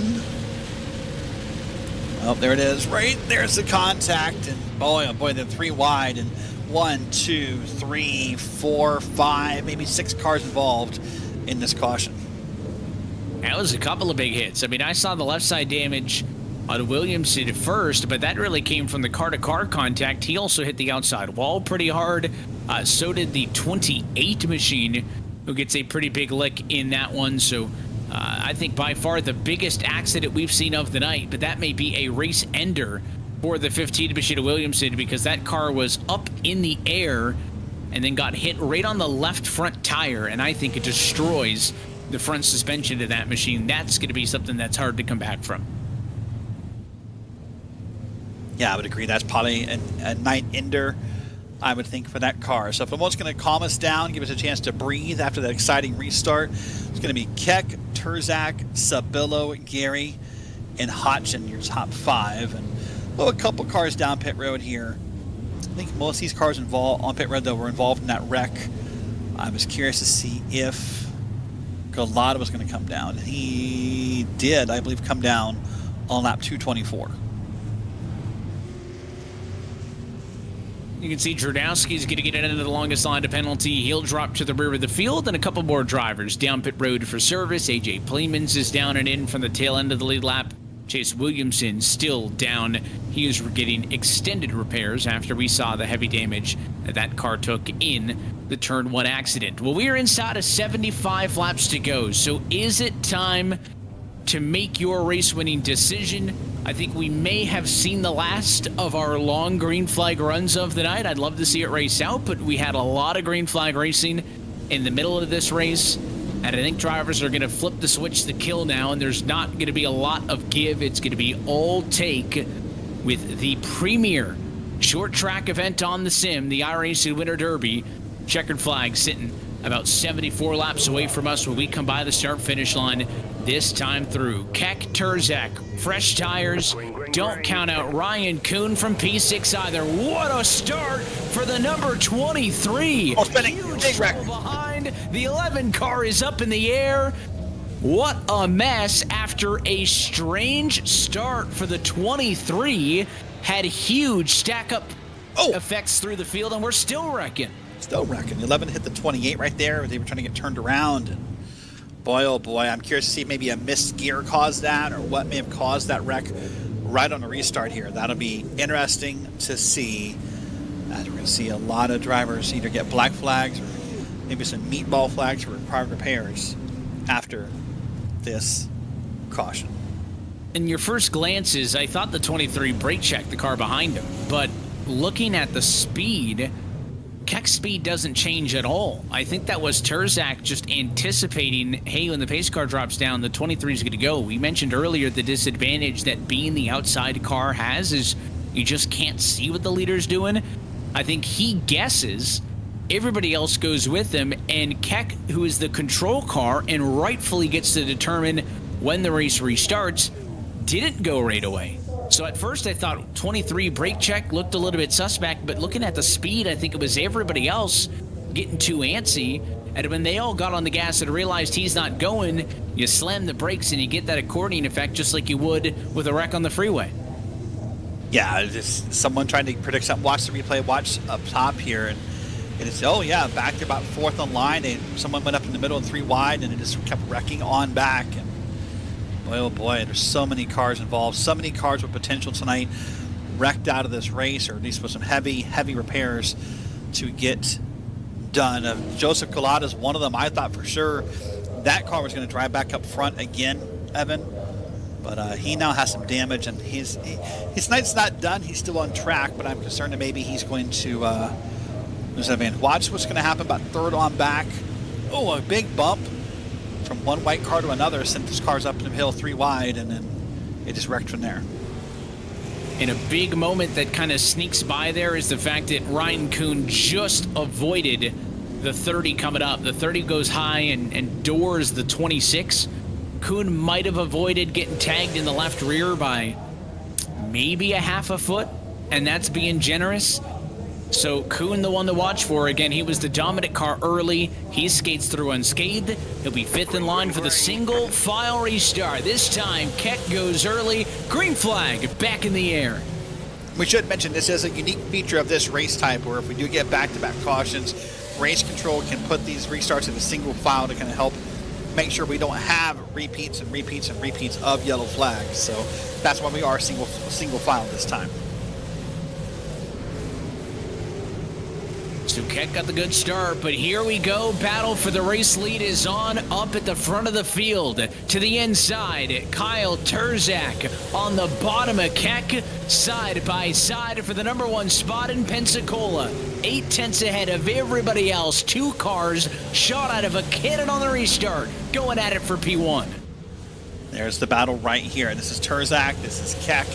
They are fighting hard, and boy, I thought for sure Keck might catch the back end of that car there, but they're racing hard. Terzak wants to clear him. He has the bottom. That's about as close to a real slide job as I thought we were going to get there. I thought 19 was going to pull up, but wasn't clear. Had he made that move, that would have been the ultimate definition of a slide job. So in the end, Terzak gets the spot from William Keck. Now trouble behind, another quick caution off of a restart, and around is Tyler Gary from a top 5 spot. A favorite in the Twitch chat this evening, Tyler Gary. Is what's going to happen to him. That green car, and he's going to get it a little bit around. And that was Maverick Davis right behind him. I'm not sure if Maverick Davis hit him first. I thought he just got the car loose, and you know what? I'm impressed. There's a car parked in the top lane of a corner here at Five Flags, and watch this. No one is going to hit him. That is wow.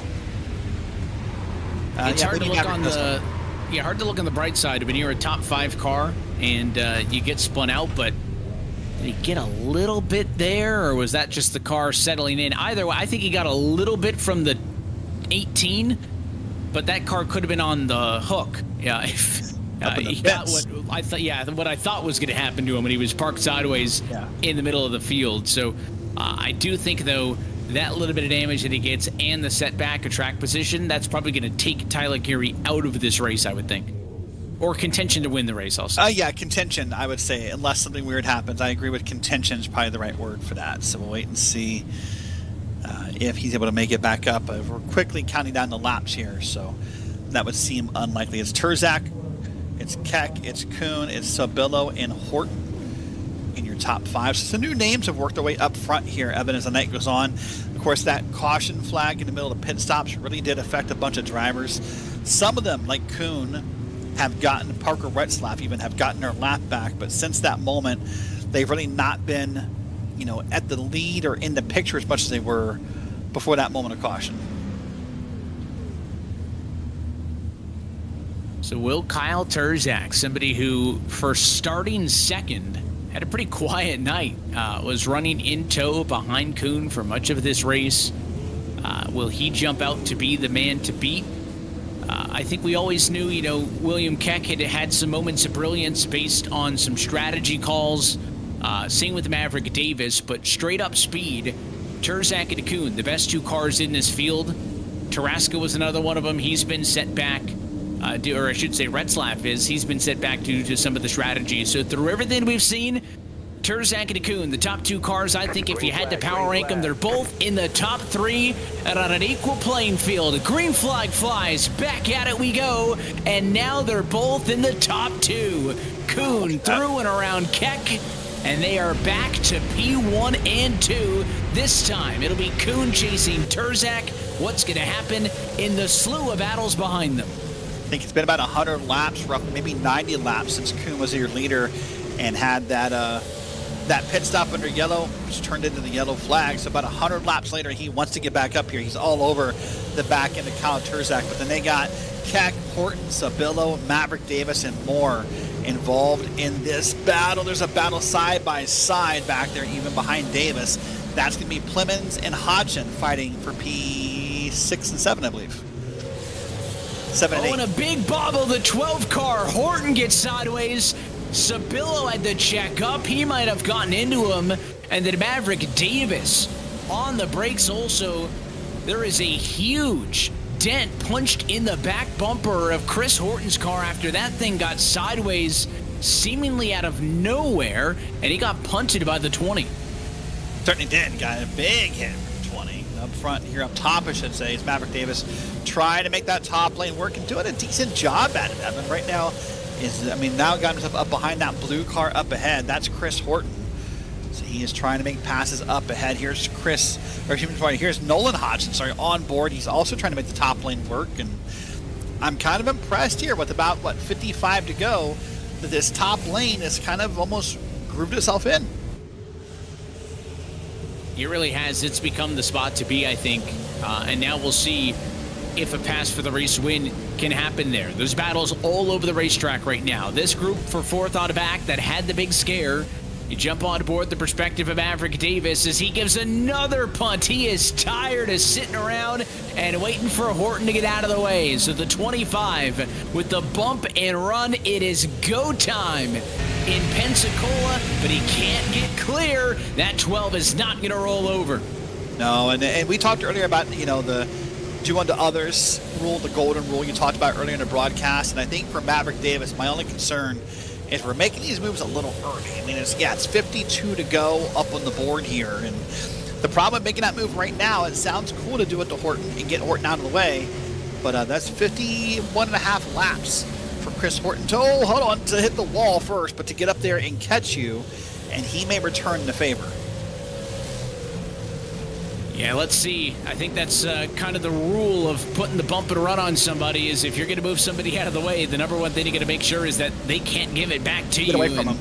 Yeah, when that 12 machine was on the outside, I was a little bit worried. He's got some breathing room now. I think Davis and Hodgson, though, going to have their own battle because the 30 down to the inside of the 25, and the gift that keeps on giving this holiday season is the fight for fourth on back. It just will not go away.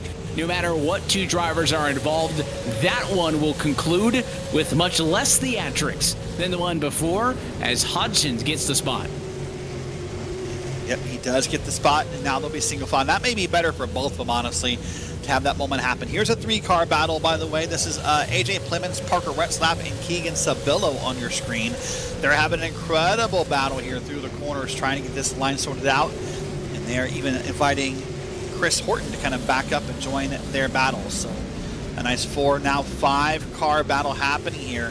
47 to go, and I keep saying the lap counts to emphasize, Evan, how fast these laps are. 16 seconds apiece. That's basically 3 a minute here at Five Flags.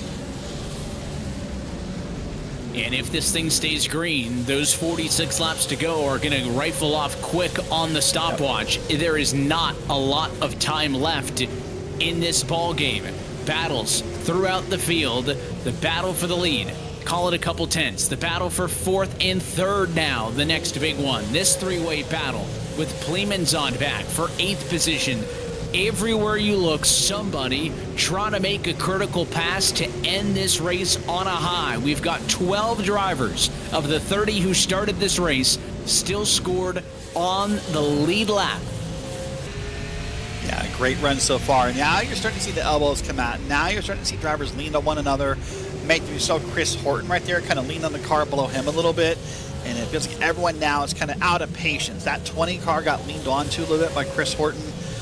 Now here's going to come others on around. All that moments of maybe, braking early or letting people by or being patient we saw in the first 100 laps, that's done.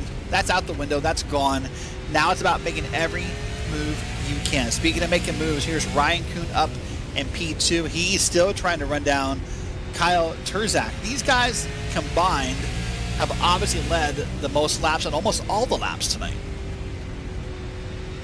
Yeah, if you add their numbers up with Terzak and Kuhn, you've got almost 200 of the 260 laps that have been worked thus far. I mean, they have been the story and would have been the only story if not for a little bit of strategy that flipped this race on its head with that caution midway through the pit cycle a little bit earlier on that allowed Maverick Davis to swoop in and lead 43. He's still a part of this, 2 seconds back with 43 laps left on the night, but right now doesn't have the bite to catch these two. It is Terzak, it is Kuhn, at the moment looking like a two-horse race, and look at the send into 3. Chris Horton, did he get moved up the hill again? He was way out in no man's land after he got doored by Sabillo in the 20. Yeah, he certainly, that's what it looked like for me when I caught that camera shot. I thought for certain he got moved up again, and give credit to Chris. Maybe he just doesn't choose to participate in the voice chat, but I've heard nothing from him tonight across the iRacing service, and no frustration, no anger, no comments of nothing like that. And that is a moment where you might understand if someone was a little frustrated with the field. This car right here has just had a Parker Retzlaff. That is William Keck back in P3 in the green car, being passed here for position. And now we're going to ride on board for a moment here and watch this battle for P3. The onboard perspective for the man sitting in the caboose on this battle for third. Sparks fly off of William Keck's number 23 up to the outside. To the inside, it's the 30 of Hodgson, and then watch it on is Maverick Davis. Right now, nowhere to go. And with each passing lap, these cars running slower than the leaders, so the advantage for that 2-car breakaway grows with each passing lap. Book it 33 laps to go. The next time by, what are the chances this goes green to the end? It's looking pretty good. We're about halfway through where we started from where we started, so we're having a good run here so far. And the weird thing to think about is we are now less than 10 minutes of racing. If this thing does stay green, we'll be at checkered flag in less than 10 minutes here if these guys can keep it this way. Here's Parker Retzlaff, of course, had a lot of success, as you said, in the real world, has driven cars of this style and some bigger cars in his real life career. So Parker's having fun out in the sim. One of those drivers who started off in the sim was able to kind of make some moves in real life. Now he's making a move on the bottom of the track. That's 4 wide. Oh my gosh, there's a car to wall. That is Keck, I believe. We are not going to go green to the end, and one car up and over it is Keck. The 23 wow. Airborne up and over several times, and how the mighty falls as the battle for third falls apart inside a 30 to go. It was a huge 3 wide move. Maverick Davis was tired of sitting around, put it 3 wide to the inside, then the 7 made it 4, and the math just does not work when you try to fit 4 cars into the corner. And right there, 23 gets into the fence, and then the second hit with big damage to the 9 of Cryer is what finishes him off. Yep, you see some contact to happen on back now. Pit road will be busy. Drivers are going to come down who had that last set of tires left. Joseph Collada, black flag, likely speeding on pit road. He'll move to the back of the field, but now let's see who gets the pit stop fastest, who takes the lead with their new tires. And with all the leaders in, it's going to be a drag race off. Terzak will maintain. Maverick Davis gonna sneak into the number 2 spot. So Davis, does he leapfrog him? No. Are they gonna give it to the 1? I thought for certain Maverick Davis had him on the exit at pit road, but the number 1 pit stall for qualifying on a pole may just be the difference maker for Kuhn. Yeah, I was looking to see as well, and it does look like Kuhn's going to get it here over top of the field, and we'll see. It's over top of that car right there. He was with side by side, I should say. So up front, there's a couple cars up front here, Evan. There's 1 car up front, I should say. That is a lap down car. He's waiting for his wave around, so no one stayed out here. Those cars right there on the lead that are laps down, waiting for the wave around. All these cars here from Terzak on back pitted, those will be your leaders.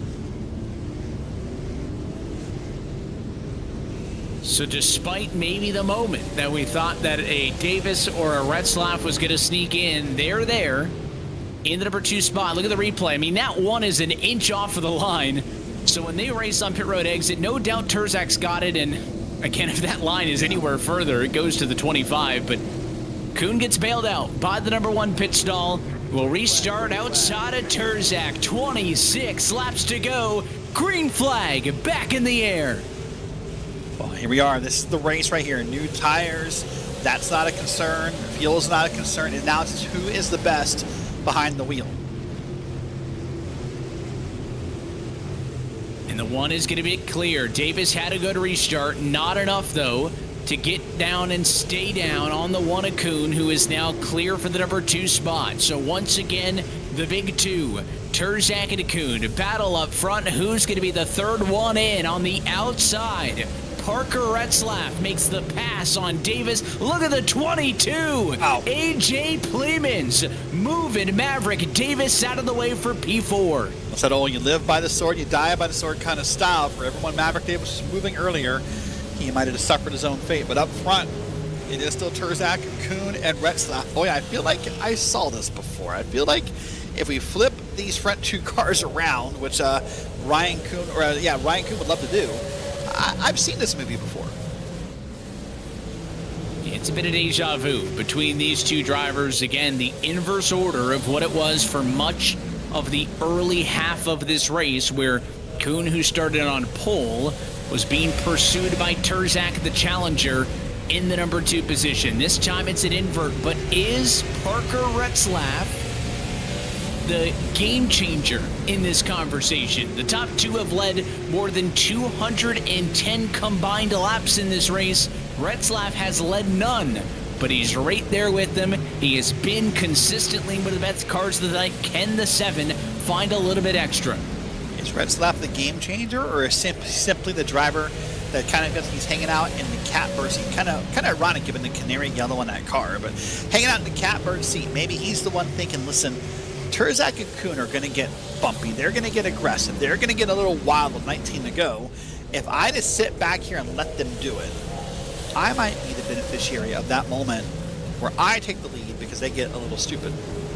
Yeah, what do you are willing to bet on if you're Retzlaff? Do you feel that, yeah, these top 2, they might take each other out and I could be the beneficiary, so I want to sit here in third and camp out? Or do you feel like that's not likely to help me out and I have to be the instigator? And maybe one of those decisions is going to be made for you just based on your pace. If you can't get to them, then you've got to just assume and hope that they will get physical with one another, and this race may come back to you. But we have seen drivers show that they are not afraid at all to push drivers out of position, to send somebody into the corner. We haven't seen it for the lead much tonight, but we've seen it just about everywhere else. Yeah, feels like we have seen it about everywhere else, and looks like Retzlaff is having a hard time keeping pace here. Time by time, lap by lap, he's about a half a tenth off of these guys. I mean, it's really not much, but you can see that small little bit of gap between second and third. These guys are just pulling away. Now 14 to go on the track, Evan, and if I had to place bets here, if I was a gambling man, Ryan Kuhn at some point is going to make a move, whether it's a dive to the inside, whether it's using the old chrome horn, as some of our older drivers call it, the old bumper, the bump and run, if you will. Something is coming here in the next 13 laps. And if you're Terzak, they could come at any moment. We mentioned earlier, right? We saw a couple drivers get physical. We said kind of one of the rules is if you're going to put the bumper to somebody, you typically want to do it when they don't get a chance to respond. So you would think if you're Terzak that that's probably going to be coming late, right? Yep. Second to last lap, last lap. But does he surprise you, make the move early, right? Do you kind of hope that the 19's not expecting it at 5 to go and you make that decision a little bit quicker? We'll see when it comes to now some lap traffic in the conversation also. The 18 of Mick Gingras stays high, out of the way. Oh. The timing of that might have helped Terzak a little bit, but there's more lap traffic still to go. I thought that was really going to help him more, honestly. I thought that was really going to catch the one out.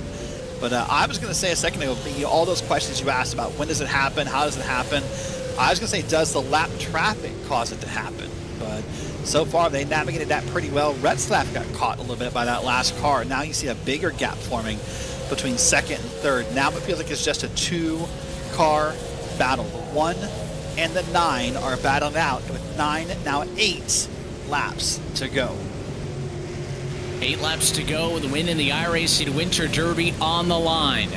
Terzak, Kuhn, top 2 drivers, and now as Retzlaff starts to slip, now 0.6 of a second behind, it looks like this one will be decided between the 2 drivers who are the best on the field by a decent margin, I'd say, all night long. Which one of them can close it out here in Pensacola? Turzak hugging the bottom. Is he deciding that if the one's going to make a move, he's got to do it on the outside? By the way, it's worth noting this is a lower class NASCAR. This is the super late models. So I'm bringing up to say there likely is not a green-white checker here, Evan. We are likely at that point now. If a caution comes out, this is the race. Now, if you're Ryan Kuhn, you cannot wait. You have to make your move. You have to do something, because right now, caution, done if that happens. It might be go time, and we mentioned the strategy for Ryan Kuhn. Do you want to wait and make the move late in the race? Did you wait too long? Because now he's not on the bumper. He's going to have to make something happen from a full car length back. What does the one have left at 3 to go? Not much, I don't think. We're going to wait and see. It's going to be one big send in one of these corners here. 2 to go this time by. I think it's this lap. You have to send it this lap. You cannot wait till 1 to go to make your move, I don't think. 2 laps to go. Kuhn closes back in. It's about a half a quarter length. The outside line. He's there again. Where do you go if you're Ryan Kuhn? He's going to follow the footsteps of Kyle Turzak to the white flag. 1 lap to go in Pensacola. Turzak desperately trying to close it out. Kuhn, does he make a dive into turn 3? Last opportunity, not close enough. And Kyle Turzak slides across the line to win the Winter Derby. Wow, that was a big slide across the front. I got scared for half a second that he was going to slide it loose, but there it is. Turzak, is your winner at this prestigious event. What a drive, and how about a hats off to both of those cars. 72 and 162 laps combined in the front of the field. Had a chance to make it a really ugly finish. They raced it out head-to-head. Turzak does enough. He was the best car in the second half, and that proves to be the difference maker today on a cool December afternoon in Pensacola. What a great run, getting to burn it out, do some donuts, and celebrate a well-earned win here at this racetrack. Well, the celebrations are on for the RKSetupShop.com and Turzak Racing entry of Kyle Turzak. Let's take a look at tonight's iRacing full race results for the top split of the iRacing Winter Derby. Final margin of victory just over 1/10 of a second, favoring Kyle Turzak over Ryan Kuhn, who had started on pole and led the most laps. Turzak, your champion here tonight. Retzlaff just a little bit off from them all night. Good speed, but somewhere in there were hundredths of a second where he just could not get that little bit extra. It settles for a podium in this one. AJ Pleemans comes home fourth. Maverick Davis looked like he was going to be the winner when he led 43 in the second half. He gets a really good top 5. Sabillo, Hodgson, Horton, Wembley, and Drudowski, your top 10. Moving back into P11, you'll find Olivier Racine with Jun-Soon Lim, the South Korean, back in P12. Michael Smith in 13 with Nick Gingras and Kendrick Crayer through your top 15. These cars now all 2 or more laps down. Cameron Liebel, Derek Love, Joseph Galata, Tyler Geary, and William Keck round out your top 20. And continuing on through, Brett Hahn's going to be scored in the number 21 position. Tracy Petter in 22nd. Brad Newman, 23rd. Alexandra Lacasse in 24th. That was a car that was part of the big battles up front early. Finishes ahead of Connor Robinson, 25th. Chase Williamson, somebody who started off well, qualifying top 3. He settles with a P26. His race fell apart. James Bomar, 27th. Wyatt Tinsley, 28th. Ryan Matthews, 29th. And Dallas Pataska will finish in the number 30 position. That's a look top to bottom at your iRacing full race results tonight from Pensacola. It looks like we do have our top finishers standing by. So let's get a word with Kyle Turzak. He is your race winner tonight at iRacing's virtual Five Flags Speedway. Kyle, you got us? Yes, sir, I do. Well, hey, congratulations on the win. You and Ryan had a lot of each other tonight. First half of the race, though, you were the one trying to get to P1. Second half, you were the one playing defense. Just tell us about the final half of this race and how it played out. Yeah, it was honestly really difficult. I knew that once we had that yellow flag, when everybody had those green flag stops, we had to do a lot of work. And, me and Kuhn just locked in. We unlapped ourselves right there, and that caution came out. And I knew that I had to be really aggressive coming through the field, and I did that pretty well, I feel like. And once I got to the lead, I knew Kuhn, obviously best in this car up here, and I knew he was going to be really fast. And, I just had to protect the both side best I could, and I realized he was going to the top, so I was trying to enter it high, trying to block that, and I feel like I did that the best I could, and somehow, I don't know how, but we got it done. How worried were you there coming to the end that he was going to give you a little something, because it's not like he was 2-3 car lengths back, and it wasn't going to be a crazy move to get to you. Did you think a little bump was coming, or were you pretty confident having raced with him the whole race that you knew unless you gave him an opening, you'd have a pretty good shot at being able to carry it out? Yeah, I think we both knew that, we raced each other with respect. He's my team owner, so definitely got to give him some respect on my side, and, vice versa. But I knew that, this is a big race. This is the biggest race of the year in our books, and, we've been racing all of them and winning all of them. So this is very good for the RCAM group. I feel like that we came in here trying to win, and we did that with a 1-2-3 finish. So that's really good, and hopefully we can continue this and go into Sunday, win that, and just have a good winter derby overall. You scooped me on all my other questions, because they were going to be about the fact that we talked about it on the broadcast too, right? This is kind of the biggest night for short track racing here on the sim, especially for the super late model community. And then the fact that you mentioned, you guys have been competing in all of them. You just tipped us off. We'll see it in future ones. So I know this event means a lot to you, so I'll kind of bounce that one back to you. For somebody who obviously takes short track racing super serious and is passionate about it on the sim, what is this Winter Derby weekend like, where it's kind of the spotlight of the iRacing world? It's really cool. This is our one, big event for us short trackers. I know we have multiple leagues that do, big snowball derbies and whatnot, but to get, iRacing side of it, the official iRacing side of it, is really an honor to, run in these and be competitive. It's very hard to be competitive in these, and I feel like that, us, and I shouldn't say us, but me and Kuhn and everybody at RCAM just, locked in this week and put in the time. This took a lot of time to get this race set up ready, a lot of laps, so it definitely paid off in the long run. So I can't give a huge thank you to them. Hot Shot Photography, everybody's watching. This is a huge race, like I said in the past. It's just a huge race for us short trackers. Hot Shot Photography and everybody who's watching back at home. We appreciate you jumping in and giving us the perspective from behind the wheel again, Kyle. Congratulations on a well-deserved win, and hope the rest of the weekend goes good for you and the guys. Thank you, guys. I appreciate it. He's your race winner tonight in the top split of the iRacing Winter Derby. It is Kyle Terzak. Well, it's his team owner who comes home into P2. Derek, you've got our runner-up tonight, Mr. Ryan Kuhn. Yeah, we're going to go and welcome Ryan Kuhn into the broadcast booth. And Ryan, you led a great number of laps here tonight in this event.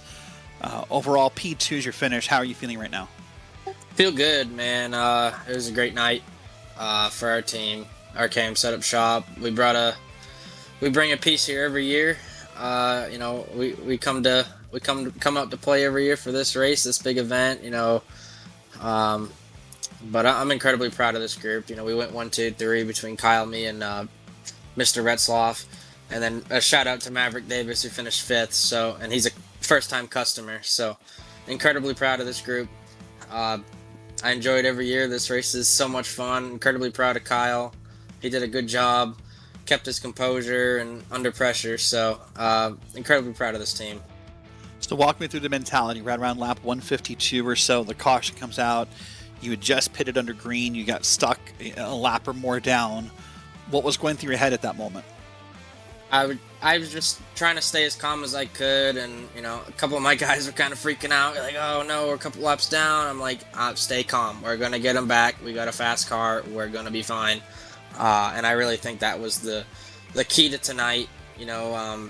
Try to keep everyone's composure. We did what we could. I was trapped 2 laps down there for a little bit. Got the wave around. I knew if I could just get in a lucky dog spot, we were going to be fine. And luckily we did. We got 90 laps to go, and I said we got plenty of time.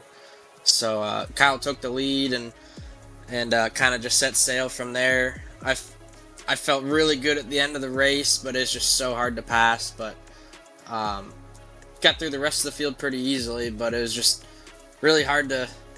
Honestly, it was really hard to pass cars on my own setup. So it was a tough time, but that just shows that, you know, we come to play and we come to win. So we bring fast cars, and it proves with our guys tonight. So it was one heck of a race. I know it's a team car in front of you. We were really wondering in the broadcast booth, was there any moment, let's say in the last 5 to go, was there a moment when you wanted to use the bumper? Were you going to use the bumper? Was that ever a thought in your head, or were you happy just with the 1-2 finish? I'm the last guy in the world to use the bumper, but I was trying to make that outside work at the end, and honestly, it was pretty good at the end. But it was just tough sledding up there. You could build a run, but you couldn't get to the top, but there was really nothing on the bottom, so I wasn't going to move anybody for it, and that goes for anybody. And a lot of these guys know I'm the last person to ship somebody for a win, so but all in all, I want to do it as clean as I could if we got it. Well, listen, well, congrats on the run. Anyone you want to say hello to or give a shout out to? I want to give a shout out to, you know, like I said, my whole team, RKM Setup Shop, Everett's Auto Parts, iRacing for putting on this event, you guys for broadcasting it. You know, it's such a special event, and honestly, we're beyond grateful that we have you guys broadcasting. All my RKM customers for, you know, believing in us and just letting them know that I put in my 100% every week. So, you know, just thanks to everybody. All right, well, we're going to let you go celebrate with the team. Have a great night, and we'll see you soon. Appreciate it, guys. Thank you. All right, that is Ryan Kuhn coming home in P2. And Evan, I believe you're going to wrap up our podium interviews. Yeah, we'll talk with a familiar name here on the iRacing Sports Network. Parker Retzlaff comes home in the number 3 spot tonight in Five Flags. And Parker, congrats on a good night. I mean, the car qualified up front. You guys ran up front outside of when the strategy kind of mixed things up. But, I mean, you guys were there with them all night. What do you think was the difference? Yeah, I don't actually know. I mean, I've kind of taken a long break of iRacing, and I guess not a long break, but I don't race very often other than coming back for this event every year, and just because I love it. I love this event. It's my favorite event of the year. So I don't know what truly went wrong. Like, I thought I was in a really good spot. I felt really good early. I thought, you know, I had something to really race with, and then that whole thing happened at yellow, and I ended up 2 laps down and just having to fight through that. And I don't know if I just got behind on adjustments or what, but I just lost all drive off. So I mean, happy that we got a RKM 1-2-3, and I mean, we did what we needed to do as a team. But I just you know, wish I had a better chance to go race Kyle and Ryan for the win and not be, you know, half a second behind there. Well, they were talking about how the whole group's kind of been going at this all weekend long. So was this your first to go at it this week? And are we going to see you contest a couple more of these? Nah, I mean, I've raced every single one of them this week. So this is my worst finish of the week. So I think my winter derbers are going really well, and I'm gonna keep racing the rest of them this week, and hopefully try and I've won 2 of them. So I'm hoping to you know, get another. If P3 is the worst things are going, then it's not all that bad. Obviously, I mean, you're competing full time in the Xfinity Series, or I guess the O'Reilly Series coming up next year. But you mentioned you love coming back onto the sim to do this event. Is this something we maybe see you do in the real world sometime? Yeah, I mean, I think I would love to do this race and be involved in the whole thing. I mean, I would tell you that one of my favorite things also is snowball derby qualifying in real life. So I'm excited for that tomorrow at noon, and just hanging out and watching that and trying to, you know, guess who's going to be on the pole. And I just enjoy all that. I feel like there's so much pressure and everything going into it too. You know, nobody wants to be in an LCQ in that race. So I think that I enjoy that race so much. I enjoy the Derby. It's a big like watch party every year at my house for it. So I'll be, you know, excited to watch it, and I would love to do it. It's just it has to match up with everything else going on in my life, and right now I feel like I kind of need to be focused with the best opportunity I've ever had in my career in the O'Reilly Auto Parts Series, and I just feel like I kind of need to be focused and working on that and getting everything as good as I can before the year starts. Well, we're looking forward to seeing what you do in that 99 car next year, Parker. But good to see you back on the sim. Congrats on a good result, and best of luck for the rest of the weekend. Thank you guys for streaming this and putting on a great broadcast like always. It's your P3 finisher tonight. No stranger to finding success here on the sim. Parker Retzlaff ends up in third. P3, worst result of the week, Derek. Not bad for old Parker Retzlaff as he returns to his old stomping grounds here on the sim. And you heard it. We teased it at the top, right? We were talking about how big this is of a night for the super late model guys in the short track community on the sim. But it only means so much coming from us. You hear it from them. They said this is our biggest week of the year. It means a lot to them. And again, there are still opportunities to compete in both fixed and open setup runnings of this iRacing Winter Derby before the weekend is done. But once the weekend comes to a close, there will only be 2 more special events left in this 2025 calendar, with the Chili Bowl and the Production Car Challenge still to come. Yeah, a couple of events coming up here really soon as we're almost at the end of the year. So those will be happening really soon. And heck, not too far before the 2026 calendar starts all over again. There's the Chili Bowl, December 16th through the 21st, 2025. Time for you to participate is still open on iRacing. So get signed up and get ready for some dirt racing in late December. Yeah, and a lot of spectator crossover for this event and that one, maybe some driver crossover, but you talk about a big night for the super late model community. How about a big night for the dirt oval community with the Chili Bowl coming up in 2 weeks' time? Until then, though, that is it for us here tonight from Five Flags Speedway. On behalf of our entire team at RaceSpotTV and iRacing, and for your broadcast team tonight, for our producer Hugo Luis, for myself, Evan Pasoko, and for Derek Watson, I want to say thanks for tuning in and congratulations to Kyle Terzak, who is a top split iRacing Winter Derby champion in Pensacola.